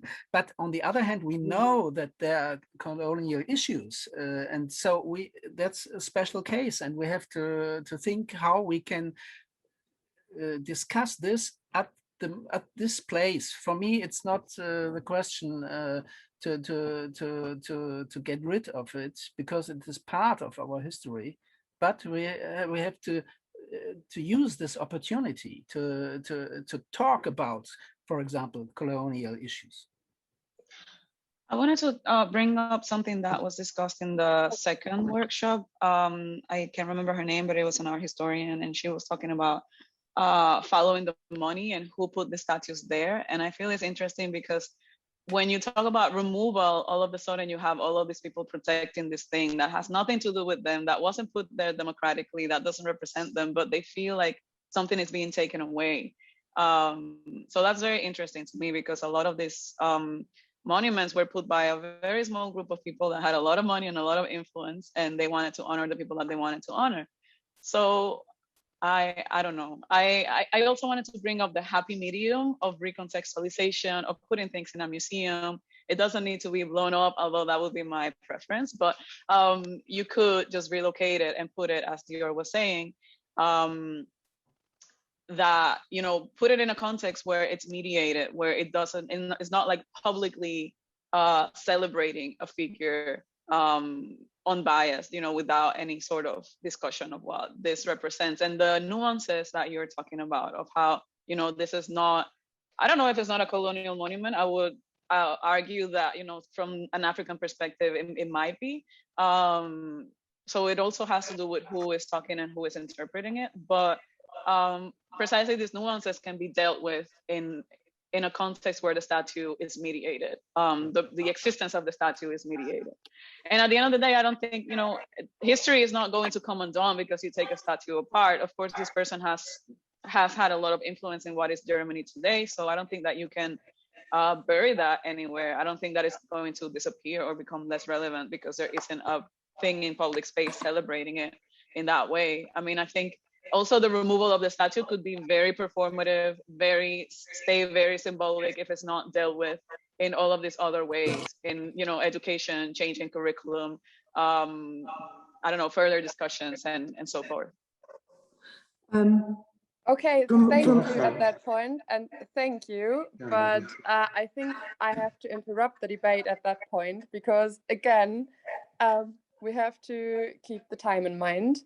Thank you for all your interesting impulses. Thank you for the interesting contributions. Special thanks to all the guests on this panel for sharing your ideas and the concepts. I think you have played and are still playing a crucial role in the process of collecting perspectives on that monument and using, and you help us by using those perspectives to find an appropriate and critical and sustainable approach to it. Bismarck is a difficult figure, and I think you're completely right that we have to change a lot, not just this one monument. And I thank you, dear guests in the digital space, for your interest and your committed participation. I think you are totally right. The discussion just started and was just getting very heated and very productive. But I think we have to end here. So thank you, everybody. Thank you for the great support. And let me announce you the final workshop of this series. It will take place in October. It was originally scheduled for the 14th of October, but due to popular requests, we will move the date back a week so that it is outside of Hamburg's school vacations. Yes, the announcement and the recording of this workshop and the keynotes of the speakers or the presentations, as far as we can share them, will be on our website at the beginning of next week. Thank you very much and have a lovely evening. Bye.